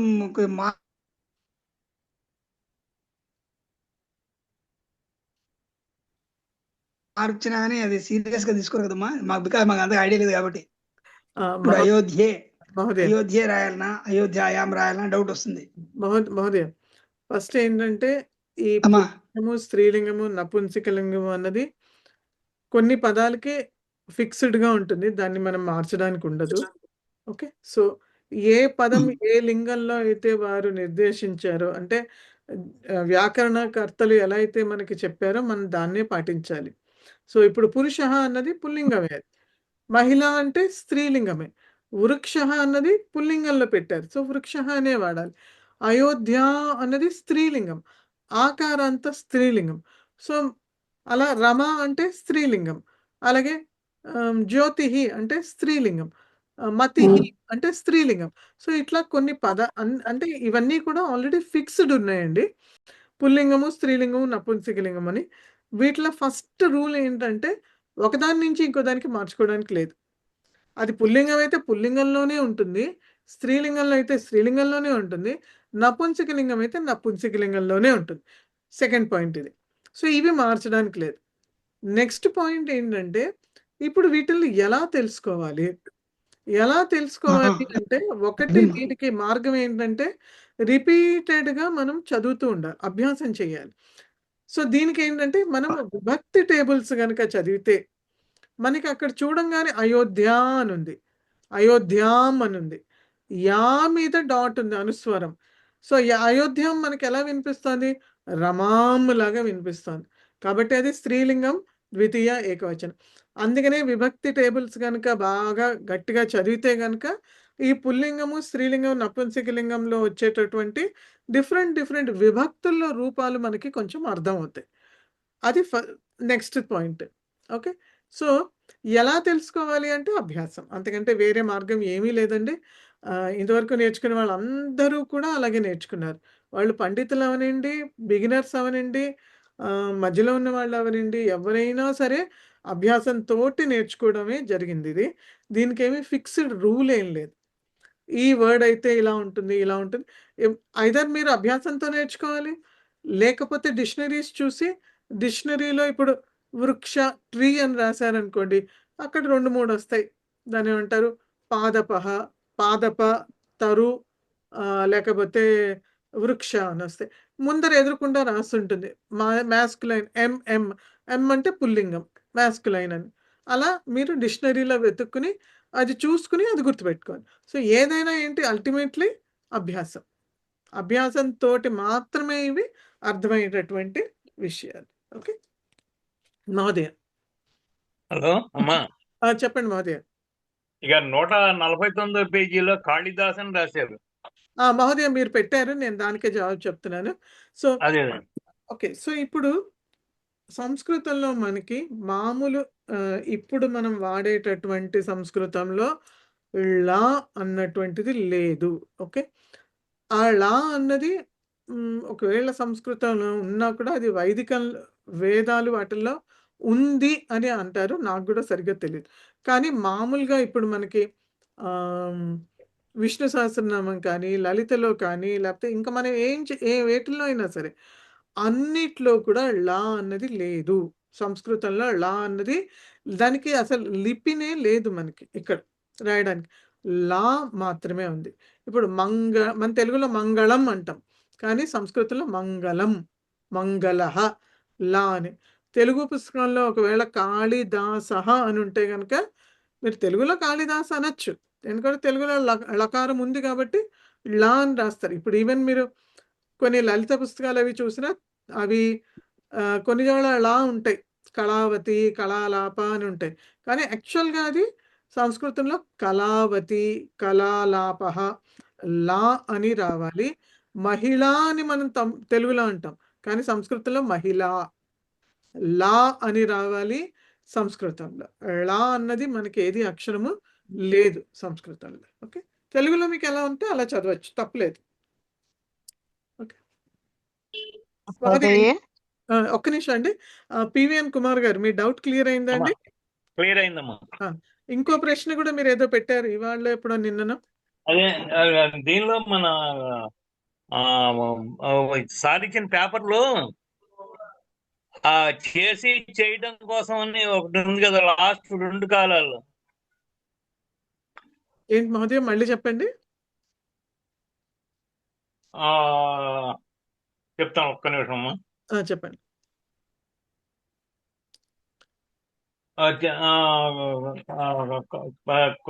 క్రియా కోసం ఉంది కదా,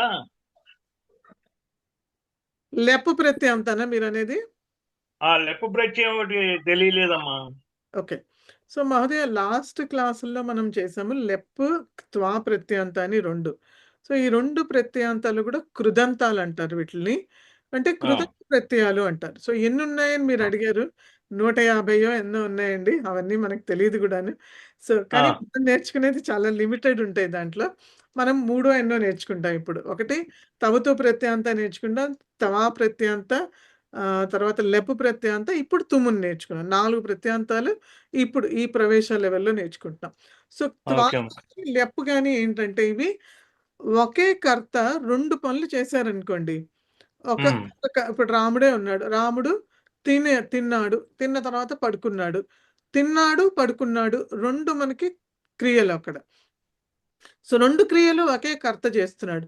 సో, మొదటి క్రియని మనం చెప్పాలంటే ఏం చేస్తున్నాడంటే, ఈ పని చేసిన తర్వాతే కదా వాడు రెండో క్రియ చేసేది. లేతే చేయలేరు కూడా. ఇప్పుడు నేనైనా, మీరైనా 2 పనులు చేస్తున్నామంటే, ఒక పని పూర్తి చేసిన తర్వాత చేస్తాం. ఒకదాని తర్వాత ఒకటి. కాబట్టి మొదటి క్రియని మనము త్వా ప్రత్యయాంతతో చెప్తాం. పఠిత్వా, లిఖిత్వా, గత్వా అలా చెప్తాం. అది త్వా ప్రత్యయాంత. సో, దీని మీకు ఇప్పుడు అర్థమైంది కదా! అదే అర్థంలో లెప్ కూడా వాడతాం. సో, లెప్ ఎప్పుడు వాడతామంటే, ఇప్పుడు క్రియారూపానికి ముందర ఉపసర్గ ఉంటే, ఆగచ్చతి అంటే వచ్చాడు, వచ్చి తిన్నాడు అని చెప్పాలనుకోండి. అప్పుడు దానికి త్వా ప్రత్యయాంత చెప్పాం. లెప్ ప్రత్యయాంత చెప్తాం. ఆగత్య అన్నం ఖాదతి. వచ్చి అర్థం అదే. రెండిటికి త్వా ప్రత్యయానికి, లెప్ ప్రత్యయానికి అర్థం మాత్రము చేసిన తర్వాతనే అర్థం. త్వా ప్రత్యయాంతం ఏమో ఉపసర్గ లేకుండా ఉన్నప్పుడు వాడతాము. ఉపసర్గ ఉన్నప్పుడేమో లెప్ ప్రత్యయాంత వాడతాం. అంతే తేడానండి రెండిటికి కూడా. ఓకే. ఓకే. యాహ్! రైట్. సరే.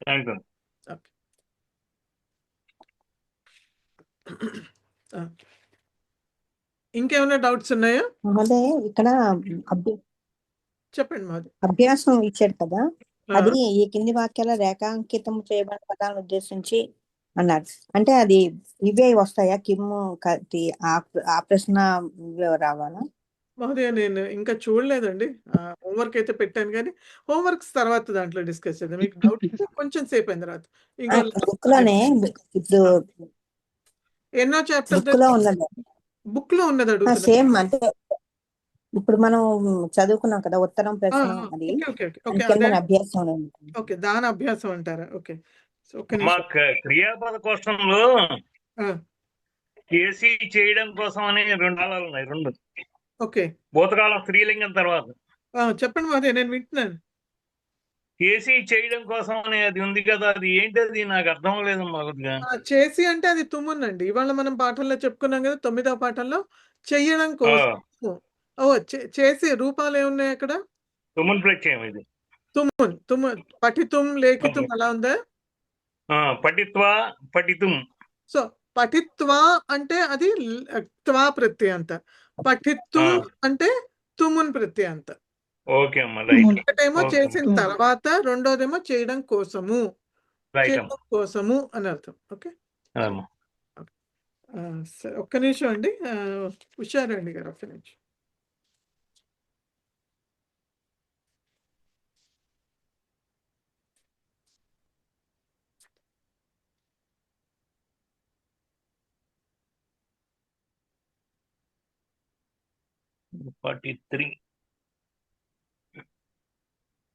అంతేనండి. ఏదైతే అండర్లైన్ చేశారో దానికి ప్రశ్నవాచక శబ్దాలు రాయాలి అంతే. ఓకే. సో నెక్స్ట్ క్లాస్లో చేద్దామండి. అది అందరూ హోంవర్క్ చేసుకుని రండి. చేసుకుని వస్తే చేద్దాం. సో ప్రస్తుతానికి 10వ పాఠం. 10వ పాఠంలో గుణాహ పూజాస్థానం గుణీషు నచ లింగం నచ వయః. సో గుణాహ పూజాస్థానం గుణీషు నచ లింగం నచ వయః అంటే గుణాల యొక్క పూజాస్థానం ఎక్కడుంటుంది అంటే గుణాలలో ఉంటుంది తప్ప లింగంలో కానీ లేకపోతే వయస్సులో కానీ ఉండదు. అంటే వాళ్ళు స్త్రీల, పురుషుల, లేకపోతే ఏంటి అని దాన్ని బట్టి వారి యొక్క గుణాలకి పూజాస్థానం దొరకడం ఉండదు. గుణాల వల్లనే వాటికి పూజాస్థానము దొరుకుతుంది. వయస్సు ఏదైనా సరే, ఇప్పుడు ఈ మధ్య కాలంలో మనం చాలా చూస్తున్నాం. ఎంతో చిన్న చిన్న పిల్లలు కూడాను భగవద్గీత పూర్తిగా చెప్పేస్తున్నారు. లేకపోతే రకరకాల పాటల్లో కానీ వాటిల్లో కానీ మనం ఎంతో మందిని చూస్తున్నాం. ఎంతో బాగా. సో వాళ్ళకి వయస్సు లేదని చెప్పి వాళ్ళకున్న గుణాన్ని గుర్తించకపోవడం అంటూ ఏముండదు. వాళ్ళ వయసు ఏదైనా సరే, ఎంత పెద్దవారైనా, ఎంత చిన్నవారైనా, ఎట్లాంటి వారైనా, వాళ్ళ వయసు ఏదైనా, వాళ్ళ లింగం ఏదైనా సరే, వాళ్ళల్లోని పూజించేది ఏంటి అంటే వారి యొక్క గుణాలని అని అర్థం. సో కాబట్టి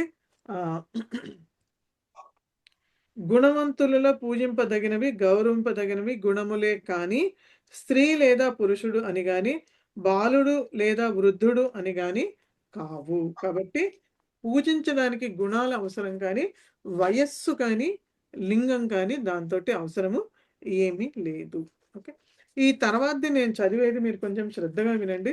అర్థం కాకపోయినా పర్వాలేదండి. ఎగ్జామ్ పరంగా ఇది ఎగ్జామ్‌లో కూడా రాదు. కానీ అర్థం మాత్రం చేసుకోవడానికి ట్రై చేయండి. 2, 3 సార్లు చదివితే లేకపోతే నెక్స్ట్ క్లాస్‌లో మళ్ళీ నేను రిపీట్ చేస్తే మీకు మళ్ళీ అర్థమవుతుంది. సో ఇంతవరకు పూర్తయిన పాఠాలలో మనము కొన్ని క్రియాపదాలను వర్తమాన, భూత, భవిష్యత్ ప్రేరణార్థక రూపాలుగా నేర్చుకున్నాం. ఇప్పుడు అలాంటి మిగిలిన రూపాలను కూడా స్థూలంగా తెలుసుకుందాం. సో కాబట్టి మిగిలినవి ఇంకా ఉన్నాయి. మనం ఇప్పటివరకు నేర్చుకుంది ఓన్లీ 4 నేర్చుకున్నాము. అవి కాకుండా మిగతా ఉన్నాయి. అవి ఏంటి అన్నది మనం చూద్దాం.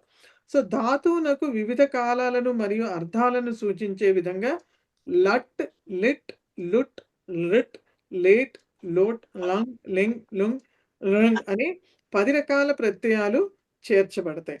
వీటిలో లా అనే అక్షరం సమంగా అన్నిట్లో ఉండడం వల్ల లకారాలు అని పేరు వచ్చింది. సో కాబట్టి మనం ఈ ఏవైతే వర్తమాన కాలము, భూతకాలము, భవిష్యత్ కాలము, ఆజ్ఞ, ప్రేరణ అంటున్నాం, వీటిని అన్నిటిని కలిపి మనము కామన్‌గా లకారాలు అని కూడా అంటాం. లకారాహ అని సంస్కృతంలో అంటాం.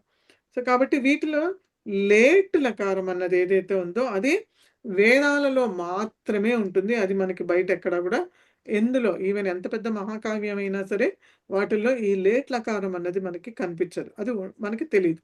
సో మనకి లేట్ తప్పితే మిగతావన్నీ కూడా మనం వాడుకలో ఉన్నాయి. అందులో కూడా ప్రాముఖ్యంగా కొన్ని మాత్రము బాగా వాడుకలో ఉన్నాయి. అవి ఏంటో చూద్దాం. లింగ్ లకారం అనేది విధిలింగ్ లకారము, ఆశ్చర్యలింగ్ లకారం అని 2గా విభజించబడింది. సో లింగ్ లకారం అనే దాంట్లో మళ్ళీ దాన్ని 2గా విభజించారు. ఆశ్చర్యలింగు, విధిలింగు అని. ఈ లకారాలలో లేట్ లకారాన్ని వదిలేసిన వ్యవహారంలో దశ లకారాలుగా చెప్పుకోవచ్చు. కాబట్టి వ్యావహారికంగా 10 లకారాలు ఉన్నాయని మనం చెప్పడం జరుగుతుంది. ఈ లకారాలన్నింటికి టింగ్ అని ఆదేశం అవుతుంది. సో తింగ్ లకారము అంటే చెప్తాను ఏంటో ఒక నిమిషం ఓపిక పడితే. తీచ్ అనే తర్వాత ఉంటుందో దాన్ని తిజంతము అంటారు. తిణంతము అని అంటారు వీటిని. సో క్రియారూపాలు ఏవైతే ఉన్నాయో మనం ఇప్పుడు పట్టి ధాతువుకి నేర్చుకున్నాం. పఠతి, పఠతః, పఠంతి ఈ 9 రూపాలు నేర్చుకున్నాం. లేకపోతే 100 ధాతువుకి 9 రూపాలు నేర్చుకున్నాం. సో ఇవన్నీ కూడా ఈ క్రియారూపాలు ఏవైతే ఉన్నాయో అన్నిటినీ తిడంతాలు అంటారు. అంటే ఇప్పుడు ఎలా అయితే కృదంతాలు అంటే మనము ప్రత్యయాలు అని నేర్చుకున్నాము, సఫిక్సెస్ అని. తిడంతాలు అంటే క్రియారూపాలు అని అర్థం. అంతే, తేడా ఏం లేదు. సో ఎందుకు వచ్చింది అన్నది చూద్దాం. తిన్ ప్రత్యయాలు కేవలం 18 మాత్రమే ఉంటాయి. 9 చొప్పున ఇవి మళ్ళీ 2 సమూహాలు. మొదటి దానిగా పరస్మైపది, రెండవ దానిగా ఆత్మనేపది. సో మనం పరస్మైపదిలో 9, ఆత్మనేపదిలో 9 చూసాం కదా. సో ఆ 2 కలిపితే ఎన్ని? 9, 9, 18. సో కాబట్టి 18 ప్రత్యయాలు ఉంటాయి. ఇవి కూడా సఫిక్సెస్ ఉంటాయి అన్నమాట.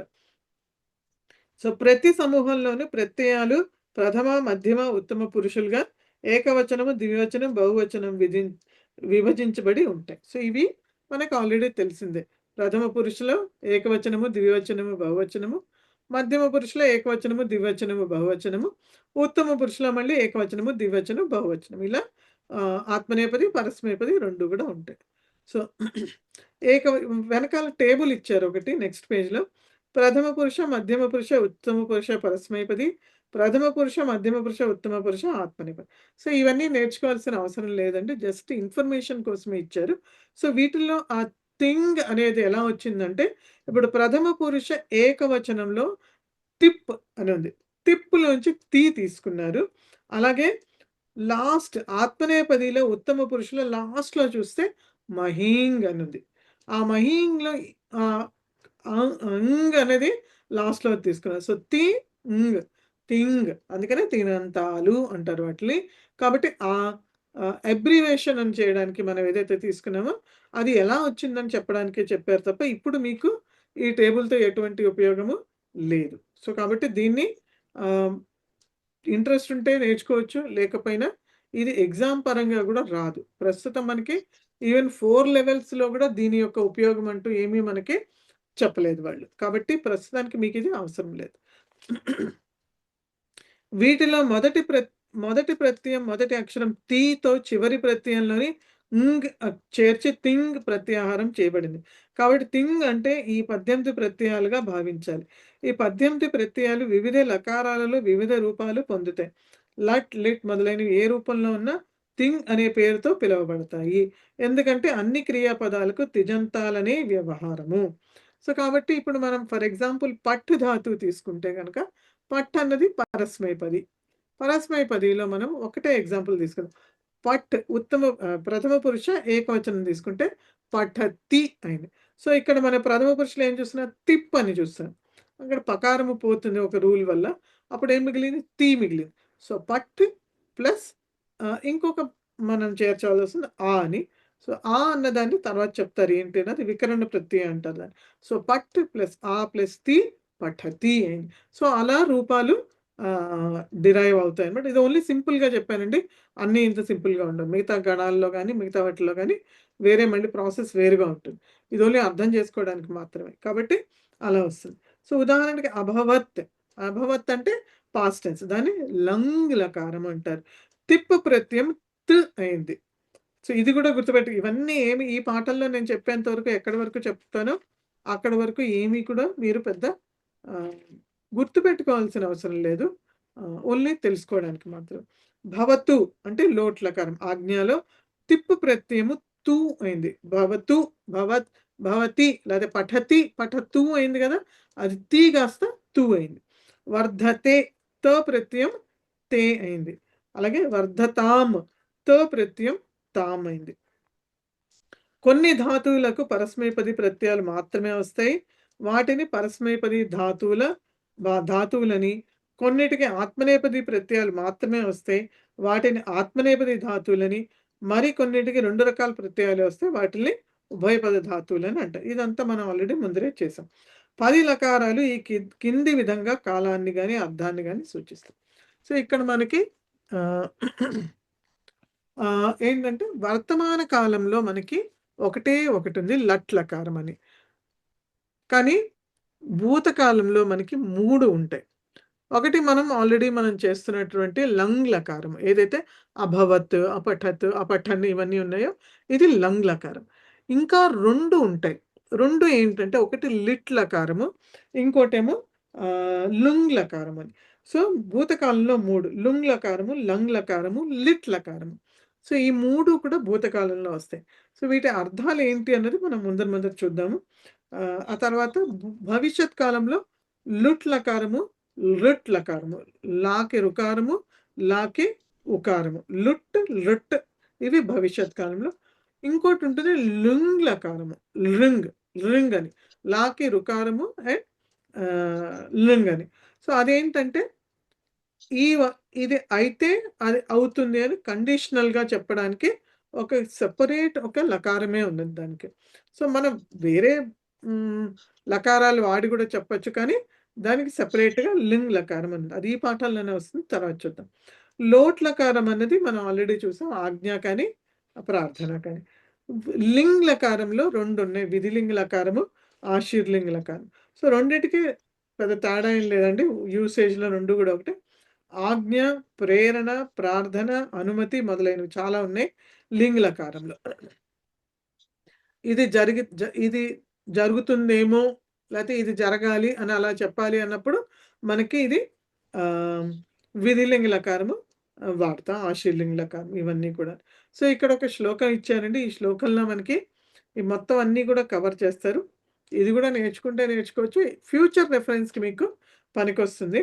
లట్ వర్తమానే లేట్ వేదే అంటే లట్ వర్తమానే అంటే లట్ వర్తమాన కాలము, లేట్ వేదే లేట్ అంటే లేట్ లకారము వేదాలలో, భూతకాలంలో లుంగ్ లంగ్ లిట్ లిట తథా. సో లుంగ్ లకారము, లంగ్ లకారము, లిట్ లకారము భూతకాలంలో. విద్యా శిశోస్తు లిట్ లుటౌ. సో విద్యాశు అంటే మనకి లింగ్ లకారము, విధిలింగ్ లకారము, ఆశీర్లింగ్ లకారము. లోట్ లకారమేమో విద్యార్థే అంటారు. అంటే విద్యార్థే అంటే విధి అర్థే. విధి అర్థే అంటే విధిలింగ లకారం అంటున్నారు కదా, ఆ అర్థంలో చెప్పేటటువంటి ఏదైతే ఉందో అది విద్యార్థే అంటారు. సో అది లోట్ లకారము. లుంగ్ లుటౌ లుంగ్ భవిష్యత్. సో భవిష్యత్తులో 3 చెప్తున్నారు. సో 3 భవిష్యత్తులో కూడా తీసుకోవచ్చు. లుంగ్ లకారము, తర్వాత లుట్ లుంగ్, తర్వాత లుట్ లకారం. ఈ 3 కూడా భవిష్యత్ కాలంలో తీసుకుంటారు. సో కాల విచారము అంటే వర్తమాన కాలము, భూతకాలము మరియు భవిష్యత్ కాలము అని కాలములు 3 విధాలు. క్రియ ఆరంభమైన నుంచి ముగిసేంత వరకు ఉన్న కాలము వర్తమాన కాలం. సో వర్తమాన కాలం మనం ఎప్పుడు వాడతామంటే ఏదైనా ఒక పని స్టార్ట్ అయ్యి అది ఇంకా జరుగుతున్నప్పుడు దాన్ని మనం వర్తమాన కాలంగా తీసుకుంటాం. అంటే అది ఇవాళ పొద్దున మొదలైండొచ్చు, ఇవాళ మధ్యాహ్నం మొదలైండొచ్చు, ఇప్పటికి ఇంకా జరుగుతూ ఉండొచ్చు. దాన్ని మనము వర్తమాన కాలంగా తీసుకుంటాం. అలాగే క్రియ ముగిస్తే అది భూతకాలము. సో క్రియ కనుక ఇవాళ మొదలుపెట్టి మధ్యాహ్నం అయిపోతే అప్పుడు భూతకాలమే. నిన్న మొదలుపెట్టి ఇవాళ మధ్యాహ్నం అయిపోతే ఇంతకు ముందర అది భూతకాలమే. ఎప్పుడో జరిగింది, మనం చూడనప్పుడు జరిగింది కూడాను అది కూడా భూతకాలమే. సో ఈ 3 కూడా 3 రకాలైనటువంటి భూతకాలాలు. సో భూతకాలంలో 3 రకాలు వస్తాయి. క్రియ ఆరంభమే కాకపోతే అది భవిష్యత్ కాలం. ఒకవేళ క్రియ ఇవాళ సాయంకాలం చేయాలి, లేకపోతే రేపు చేయాలి, లేకపోతే ఎల్లుండి చేయాలి, వచ్చే ఏడాది చేయాలి, ఏదైనా ఇప్పుడు కాకుండా తర్వాత క్షణం నుంచి చేయాలి అన్నది ఏదైతే ఉంటుందో అది భవిష్యత్ కాలం. సో భూతకాలంలో సామాన్య భూతకాలము, అనదత్ క్షమించమండి, తెలుగులో ఉంది అది. సో ఇంగ్లీష్ చూస్తాను ఒక నిమిషం. సో ఇది సామాన్య భూతకాలం అని ఒకటి ఉంటుంది. ఆ తర్వాత అద్యతన భూతకాల. అద్యతన భూతకాల అంటే అద్యతన అంటే ఇవాల్టి భూతకాలము, అద్యతన అంటే ఇవాల్టి భూతకాలము కానిది అని అర్థం. అంటే ఇవాల్టి భూతకాలం కానిది అయితే భూతకాలం అయింది 2 రకాలు ఉన్నాయి. అలాగే పరోక్ష భూతకాలం అంటే మనం చూడకుండా ఎప్పుడో జరిగింది, లేకపోతే నిన్న జరిగినా సరే మనం చూడకపోవడం అంటూ ఏదైతే ఉందో యాక్చువల్ డెఫినేషన్ అది. బట్ ఇప్పుడు పరోక్ష భూతకాలాన్ని ఎప్పుడో జరిగిన దానిలాగానే మనం వాడుతున్నాం. సో ఎప్పుడో జరిగింది, మనం దానికి ప్రత్యక్షంగా మనం దానికి సాక్షులం కావు, మనం కళ్ళ ముందర జరగలేదు, ఎప్పుడో జరిగింది, అది పరోక్ష భూతకాలం. ఓకే. సో అలాగే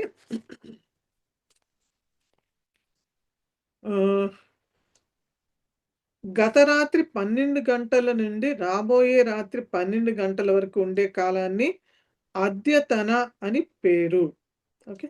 సో అద్యతన అంటే నిన్న రాత్రి 12 నుంచి ఇవాళ రాత్రి 12 వరకు ఏదైతే ఉందో అది అద్యతన. సో ఈ మధ్యలో జరిగేటటువంటి ఏ క్రియ అయినా మొదలై పూర్తయిపోతే కనుక అది అద్యతన భూతకాలము. అద్యతనం కానిదంతా అనద్యతనము. సో ఇవాల్టిది కానిది అంటే నిన్న రాత్రికి ముందర జరిగింది ఎప్పుడైనా సరే, అది మొన్న అవ్వచ్చు, అంతకు ముందర అవ్వచ్చు, ఎప్పుడైనా అవ్వచ్చు, అది అంతా కూడాను అనద్యతన భూతకాలం.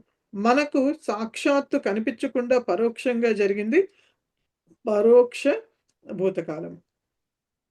అనద్యతన భూతకాలంలో లంగ్ మరియు పరోక్ష అనద్యతనంలో లిట్ వస్తుంది.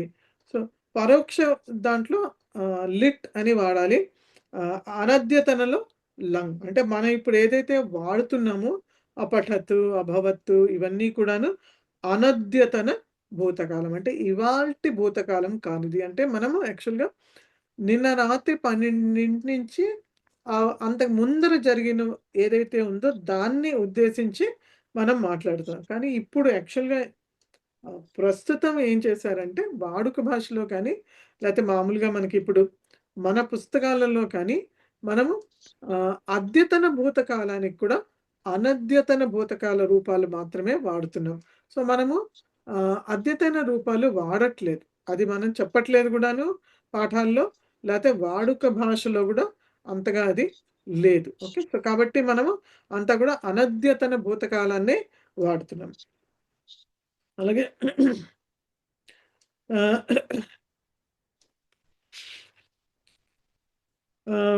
అనద్యతనం కానిది మరియు పరోక్షం కానిది అయితే ముగిసిపోయిన క్రియని వివక్ష చేస్తే చెప్పాలని అనుకుంటే దాని కాలము సామాన్య భూతకాలము, అది లుంగ్ లకారము. లుంగ్ మనం అసలు వాడట్లేదు. ఈ రోజు రాత్రి 12 గంటల తర్వాత కాలానికి అనద్యతన భవిష్యత్ వస్తుంది. సో ఇవాళ రాత్రి వరకు మనం భూతకాలం అన్నాం. మరి ఇవాళ రాత్రి నుంచి తర్వాత జరిగేది ఏదైనా ఉంటే అది భూతకాలం. సో ఇవాళ రాత్రి నుంచి రేపు రాత్రి వరకు జరిగేది ఏదైతే ఉందో అది అద్యతన భూతకాలము, ఆ తర్వాత జరిగేది ఏదైతే ఉందో అది అనద్యతన భూతకాలం. ఇంతే తేడానే. అద్యతన అంటే ఇవాల్టి, అనద్యతన అంటే ఇవాల్టిది కానిది. అది భూతకాలం అవ్వచ్చు, భవిష్యత్ కాలం. సో భవిష్యత్ కాలంలో 2 ఉంటాయి. సో కాబట్టి తర్వాత ఈ రోజు రాత్రి 12 గంటల తర్వాత కాలానికి అనద్యతన భవిష్యత్ వస్తుంది. ఇందులో లుట్ వస్తుంది, భవిష్యత్ సామాన్యంలో లుట్. సో మనం ఇక్కడ కూడా ఏంటంటే అనద్యతన అయినా అద్యతన అయినా కూడా భవిష్యత్ కాలము మనము లుట్ మాత్రమే వాడుతున్నాము, లుట్ అసలు వాడట్లేదు. అది ఇక్కడ కూడా మనకి పాఠాల్లో కూడా చెప్పడం జరగదు, మనం వాడట్లేదు కూడా దాన్ని. తర్వాత కార్యకారణ భావం ఉండి క్రియా నిష్పత్తి లేనప్పుడు లుండ్ వాడతాం. సో ఏదైతే ఇప్పుడు పైన ఇచ్చిన లిస్ట్లో లుండ్ భవిష్యత్ కాలం అని చెప్పారో అది యాక్చువల్గా ఏ కాలానికి సంబంధించింది కాదు. అదేంటంటే ఇది ఉంటే ఇది జరిగి ఉండేది అని ఒక ఊహ మాత్రమే. అక్కడ పని జరగలేదు, అక్కడ ఎటువంటి కార్యరూపము దాల్చలేదు, ఓన్లీ అది ఒక ఊహ, థాట్ మాత్రమే. వర్షాలు పడుంటే పంటలు బాగా పండేవి. సో కాబట్టి వర్షాలు పడి ఉంటే పండేవి, కానీ పండినాయా, పండలేదా, పండుతాయా అన్నది ఏమీ అక్కడ ఏ నిర్దిష్టము అక్కడ లేదు, పండి ఉండేవి అంతే అది. సో కాబట్టి కండిషనల్ అన్నమాట. సో ఇక్కడ ఎగ్జాంపుల్ ఇచ్చారు. సువృష్టి యది అభవిష్యత్ తర్హి సుభిక్షం అభవిష్యత్. సో కాబట్టి ఇక్కడ అభవిష్యత్ ఈ రూపం ఎలా ఉంటుందంటే ఇది భూతకాలంలో అంశము ఉంటుంది, భవిష్యత్ కాలంలోని అంశం కూడా ఈ క్రియారూపంలో ఉంటుంది. సో అభవిష్యత్ అని తీసుకుంటే మనకి భవిష్యత్ కాలంలో ఏమొస్తుంది, భవిష్యతి అని వస్తుంది. అదే భూతకాలంలో ఏమొస్తుంది, అభవిష్యత్ అని వస్తుంది, క్షమితం అభవత్ అని వస్తుంది.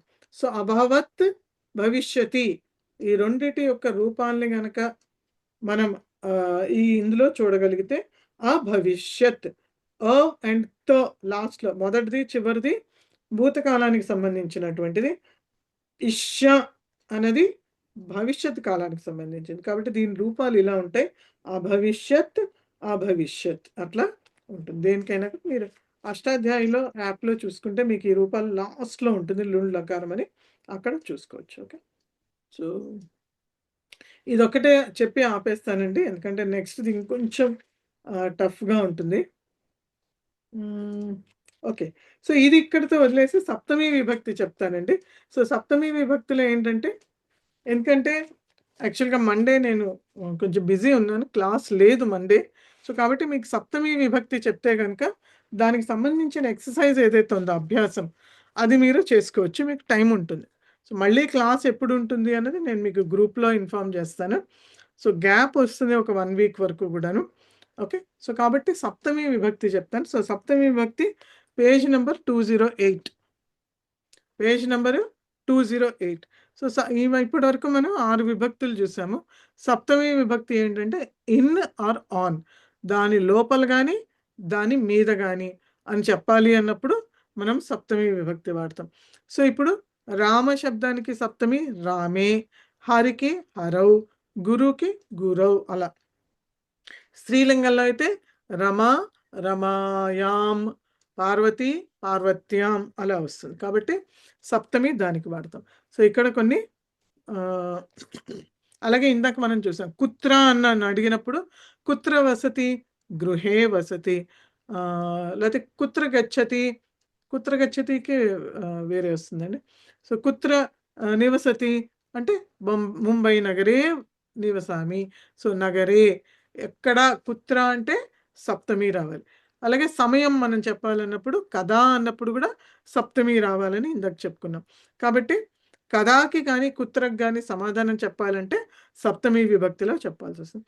సో కమలాని కాసరే సంతి, కమలాలు ఎక్కడున్నాయి? కాసరే, కాసరహ, కాసర అంటే సరోవరం. సో కాసరహ కాసరే సంతి. పుష్పాని లతాయాం వికసంతి, పుష్పాలు ఎక్కడ వికసిస్తున్నాయంటే లతాయాం, స్త్రీలింగం, లతా లతాయాం. అలాగే పర్ణాన్ని భూమ్యాం పతంతి, పర్ణాలు ఎక్కడ పడ్డాయి, ఎక్కడి నుంచి పడ్డాయి అని అడగట్లా, ఎక్కడ పడ్డాయి? కుత్ర పతంతి అంటే భూమి భూమ్యాం. భూమి అన్నది ఇకారాంత స్త్రీలింగ శబ్దము, మతి శబ్దం లాగా. సో దీనికి 2 రూపాలు ఉంటాయండి. భూమౌ అనొచ్చు, లేకపోతే భూమ్యాం అని కూడా. భూమౌ అంటే హరో శబ్దం లాగా, హరి హరౌ లాగా. భూమి అన్నది మనకి పార్వతి పార్వత్యాం లాగా, భూమి భూమ్యాం అలా కూడా 2 రూపాలు కూడా దీనికి ఉంటాయి. కాబట్టి భూమి మీద పడినాయి అని. ఛాత్రాహ కక్షాసు ఉపవిశంతి, వాళ్ళు ఎక్కడ కూర్చున్నారు? కక్షాసు, క్లాస్ రూముల్లో, క్లాసులలో అని అర్థం. కక్ష కక్షాసు బహువచనం, సప్తమి స్త్రీలింగము బహువచనం. రమా రమాసు లాగా కక్ష కక్షాసు. భక్తి శంభౌ భవతు, సో భక్తి ఎక్కడ ఉండాలి, ఎందులో ఎవరిలో ఉండాలి? సో ఎప్పుడు కూడా భక్తి కానీ ప్రేమ కానీ ఇలాంటివన్నీ, ఈ పాజిటివ్ ఫీలింగ్స్ ఎవరిలో ఉంటే వారు సప్తమిలో వస్తారు. సో భక్తి అన్నది ఒక పాజిటివ్ ఫీలింగ్ ఎవరిలో ఉంటుంది? శంభౌ భవతు, శంభులో అంటే శివుడులు, శంభు శంభౌ సప్తమి విభక్తి. గురు శబ్దంలాగా గురు గురౌ లాగా శంభు శంభౌ భవతు. వాహనాన్ని మార్గేషు సంచరంతి, వాహనాలు ఎక్కడ తిరుగుతున్నాయి? మార్గాలలో తిరుగుతున్నాయి. మార్గ మార్గేషు, రామ రామేషు లాగా మార్గేషు. మయూరాహ గిరీషు నృత్యంతి, గిరి శబ్దము హరి శబ్దం లాగా హరీషు గిరీషు, గిరులలో అంటే కొండలలో అని అర్థం. తరుణాహ నద్యాం తరంతి, నదీ నద్యాం సప్తమి, నదిలో ఈత కొడుతున్నారని. సముద్రే మౌక్తికాని భవంతి, సముద్రంలో మౌక్తికం అంటే ముత్యాలు అని అర్థం. అది నపుంసకలింగం పదం కాబట్టి మౌక్తికాని. ఎక్కడున్నాయి? సముద్రే, రామ రామేలాగా సముద్ర సముద్రే. బాలికా క్రీడాంగణే క్రీడంతి, బాలికలు ఎక్కడ ఆడుకుంటున్నారు? క్రీడాంగణే క్రీడంతి, క్రీడాంగణం క్రీడాంగణే క్రీడంతి. గజాహ అరణ్యే సంచరంతి, అరణ్యం అరణ్యం. సో నేను ఎప్పుడైతే మీకు ఈ శబ్దాలు చెప్తున్నానో, అరణ్యం అరణ్యే నపుంసకలింగము, దాని సప్తమి అరణ్యే. అలాగే ఇందాక క్రీడాంగణం క్రీడాంగణే, అలాగే సముద్ర సముద్రే. ఆ చెప్పినప్పుడే మీరు గ్రహించాలి, సముద్ర పుల్లింగము, అలాగే నదీ నద్యాం, నదీ స్త్రీలింగము అని. సో ఎప్పుడైతే నేను చెప్తున్నానో అప్పుడు అబ్జర్వ్ చేయండి. ఓకే. అలాగే నార్య సభాయాం గాయంతి, సభా సభాయాం, రమా రమాయాం లాగా. కల్పతరవ అమరావత్యాం వర్తతే, అమరావతి అమరావత్యాం, పార్వతీ పార్వత్యాం లేకపోతే గౌరీ గౌర్యాం లాగా. సో కల్పతరువులు ఎక్కడుంటాయి? అమరావతిలో ఉంటాయి. కార్యాలయా నగరీషు భవంతి, నగరీ నగరీషు, గౌరీ గౌరీషు లాగా. అహం సాయంకాలే గచ్చామి, కదా గచ్చామి? సాయంకాలే. ఋషయః భారతదేశే ఆసన్, కుత్ర ఆసన్? భారతదేశే ఆసన్. విరామః భానువాసరే భవతి, విరామః కదా భవతి? విరామః భానువాసరే భవతి. సహ ఆసందే ఉపవిశతి, సహ కుత్ర ఉపవిశతి? ఎక్కడ కూర్చున్నాడు? ఆసందే, ఆసందః ఆసందే. మాతృభూమౌ ప్రీతి భవతు, ప్రీతి అన్నది ఒక పాజిటివ్ ఫీలింగ్. ఎక్కడ ఉండాలి? మాతృభూమిలో ఉండాలి. కాబట్టి మాతృభూమౌ. ఇందాక భూమి భూమ్యాం అన్నాడు, ఇక్కడ భూమి భూమౌ అన్నాడు. 2 రూపాలు కూడా కరెక్టే. మహాభారతే అనేకాः కథాः వర్తంతే. అనేకాः కథాः కుత్ర వర్తంతే? మహాభారతే వర్తంతే. ఎక్కడుంటాయి అనేకమైన కథలు? ఎందులో ఉంటాయి? మహాభారతంలో ఉంటాయి. సో మహాభారతం మహాభారతే. వ్యాకరణే మమ ఆసక్తిः అస్తి. మమ ఆసక్తిः కుత్ర అస్తి? వ్యాకరణే అస్తి. నా ఆసక్తి అన్నది ఒక పాజిటివ్ ఫీలింగ్. సో అది ఎక్కడున్నది అంటే వ్యాకరణే అస్తి. జ్యేష్ఠేషు ఆదరం దర్శయ. సో ఆదరం అన్నది కూడా ఒక పాజిటివ్ ఫీలింగ్, రెస్పెక్ట్. ఆ ఆదరం ఎవరి పట్ల ఉండాలి? జ్యేష్ఠేషు, వృద్ధుల పట్ల ఆదరాన్ని చూపించు అంటున్నాడు.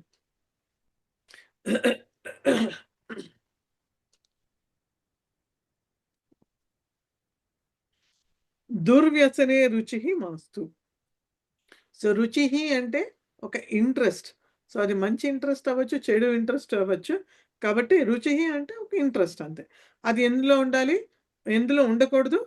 దుర్వ్యసనం. దుర్వ్యసనే రుచి మాస్తు. దుర్వ్యసనంలో ఆసక్తి లేకపోతే ఇంట్రెస్ట్ ఉండకూడదు.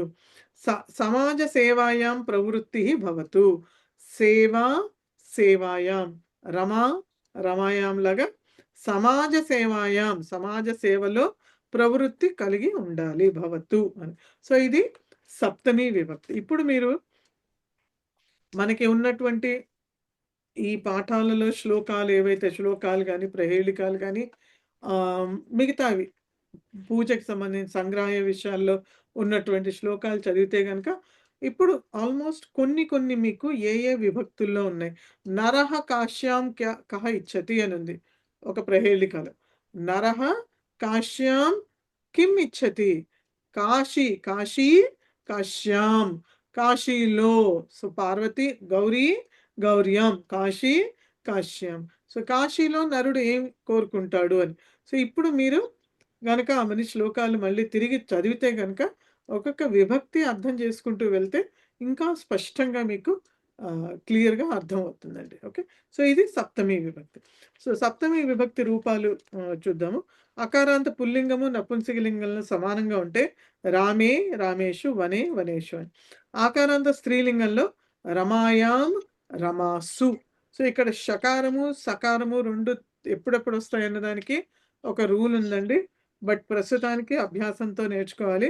రామేషు వనేషు కానీ రమాసు సకారం రావాలి అక్కడ, రమాసు. అలాగే ఇకారాంత పుల్లింగంలో హరౌ హరిషు. మతి శబ్దానికి మత్యాం మతౌ ఏకవచనము, బహువచనంలో ఒకే రూపము మతిషు. అలాగే నపుంసకలింగంలో దధ్ని దధని 2 రూపాలు, దధీషు బహువచనం ఒకే రూపం.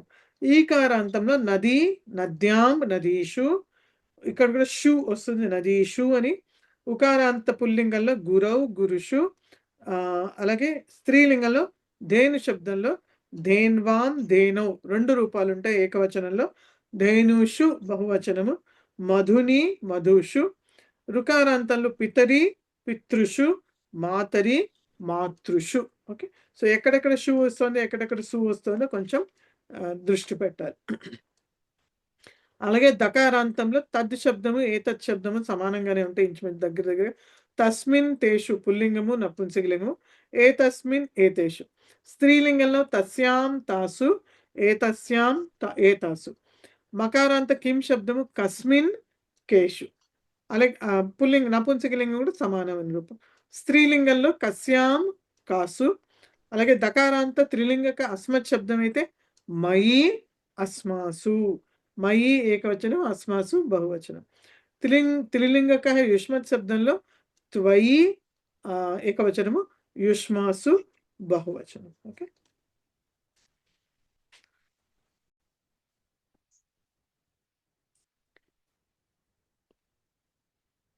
మా దది అంటే అది పెరుగని లెక్కనా?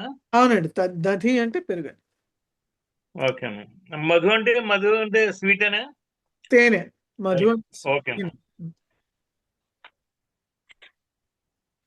ఓకే. ఏమైనా ప్రశ్నలు ఉన్నాయండి? డౌట్లు, ప్రశ్నలు ఏమన్నా?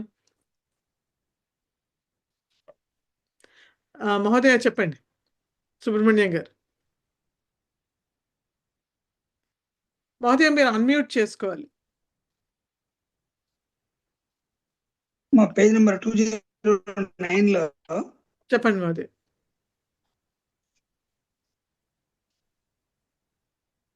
ఈ ఉకారాంత దాంట్లో స్త్రీలింగంలో ధేనుషు, ఒకటి ప్రింట్ మిస్టేక్ అమ్మా, ధేనుషు అని ఉందిగా, ధేనుషు కదా? ధేనుషు,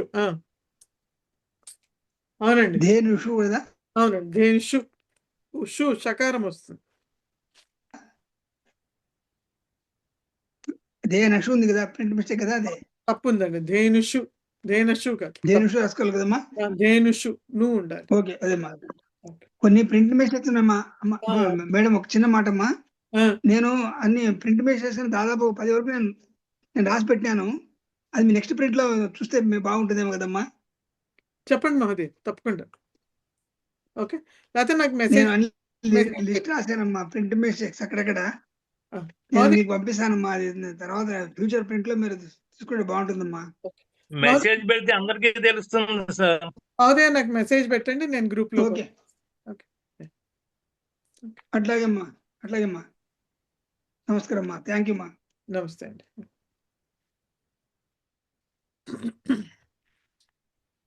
ఓకే, సో ఎవరికి డౌట్స్ లేకపోతే క్లోజ్ చేస్తానండి. మండే క్లాస్ లేదు, అందరూ నోట్ చేసుకోండి, గ్రూప్లో కూడా పెడతాను. ఆ తర్వాత క్లాస్ ఎప్పుడు ఉంటుందో మళ్ళీ నేను గ్రూప్లోనే ఇన్ఫార్మ్ చేస్తాను. ఒక 1 డే ఆర్ 2 డేస్ ముందర పెడతాను మెసేజ్. ఓకే,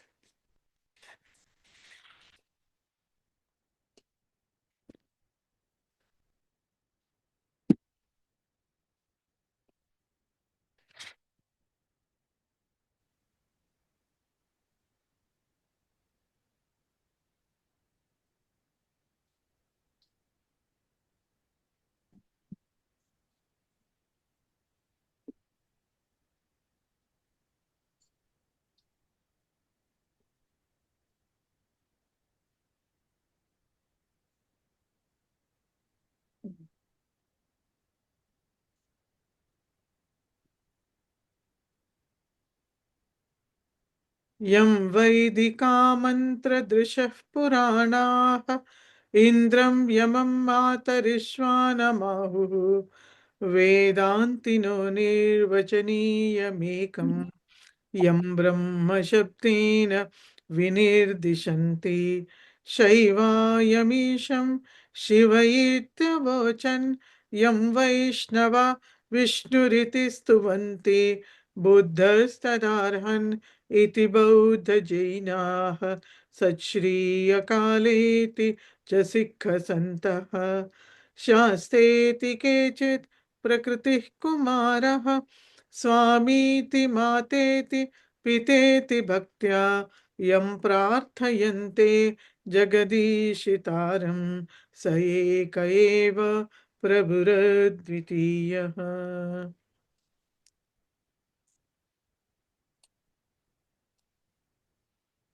శాంతి మంత్రం ప్రథమం అహం గాయామి, అనంతరం సర్వే కృపయా అనుగాయంతు. ఓం సర్వే భవంతు సుఖినః. ఓం సర్వే భవంతు సుఖినః. సర్వే సంతు నిరామయాః. సర్వే సంతు నిరామయాః.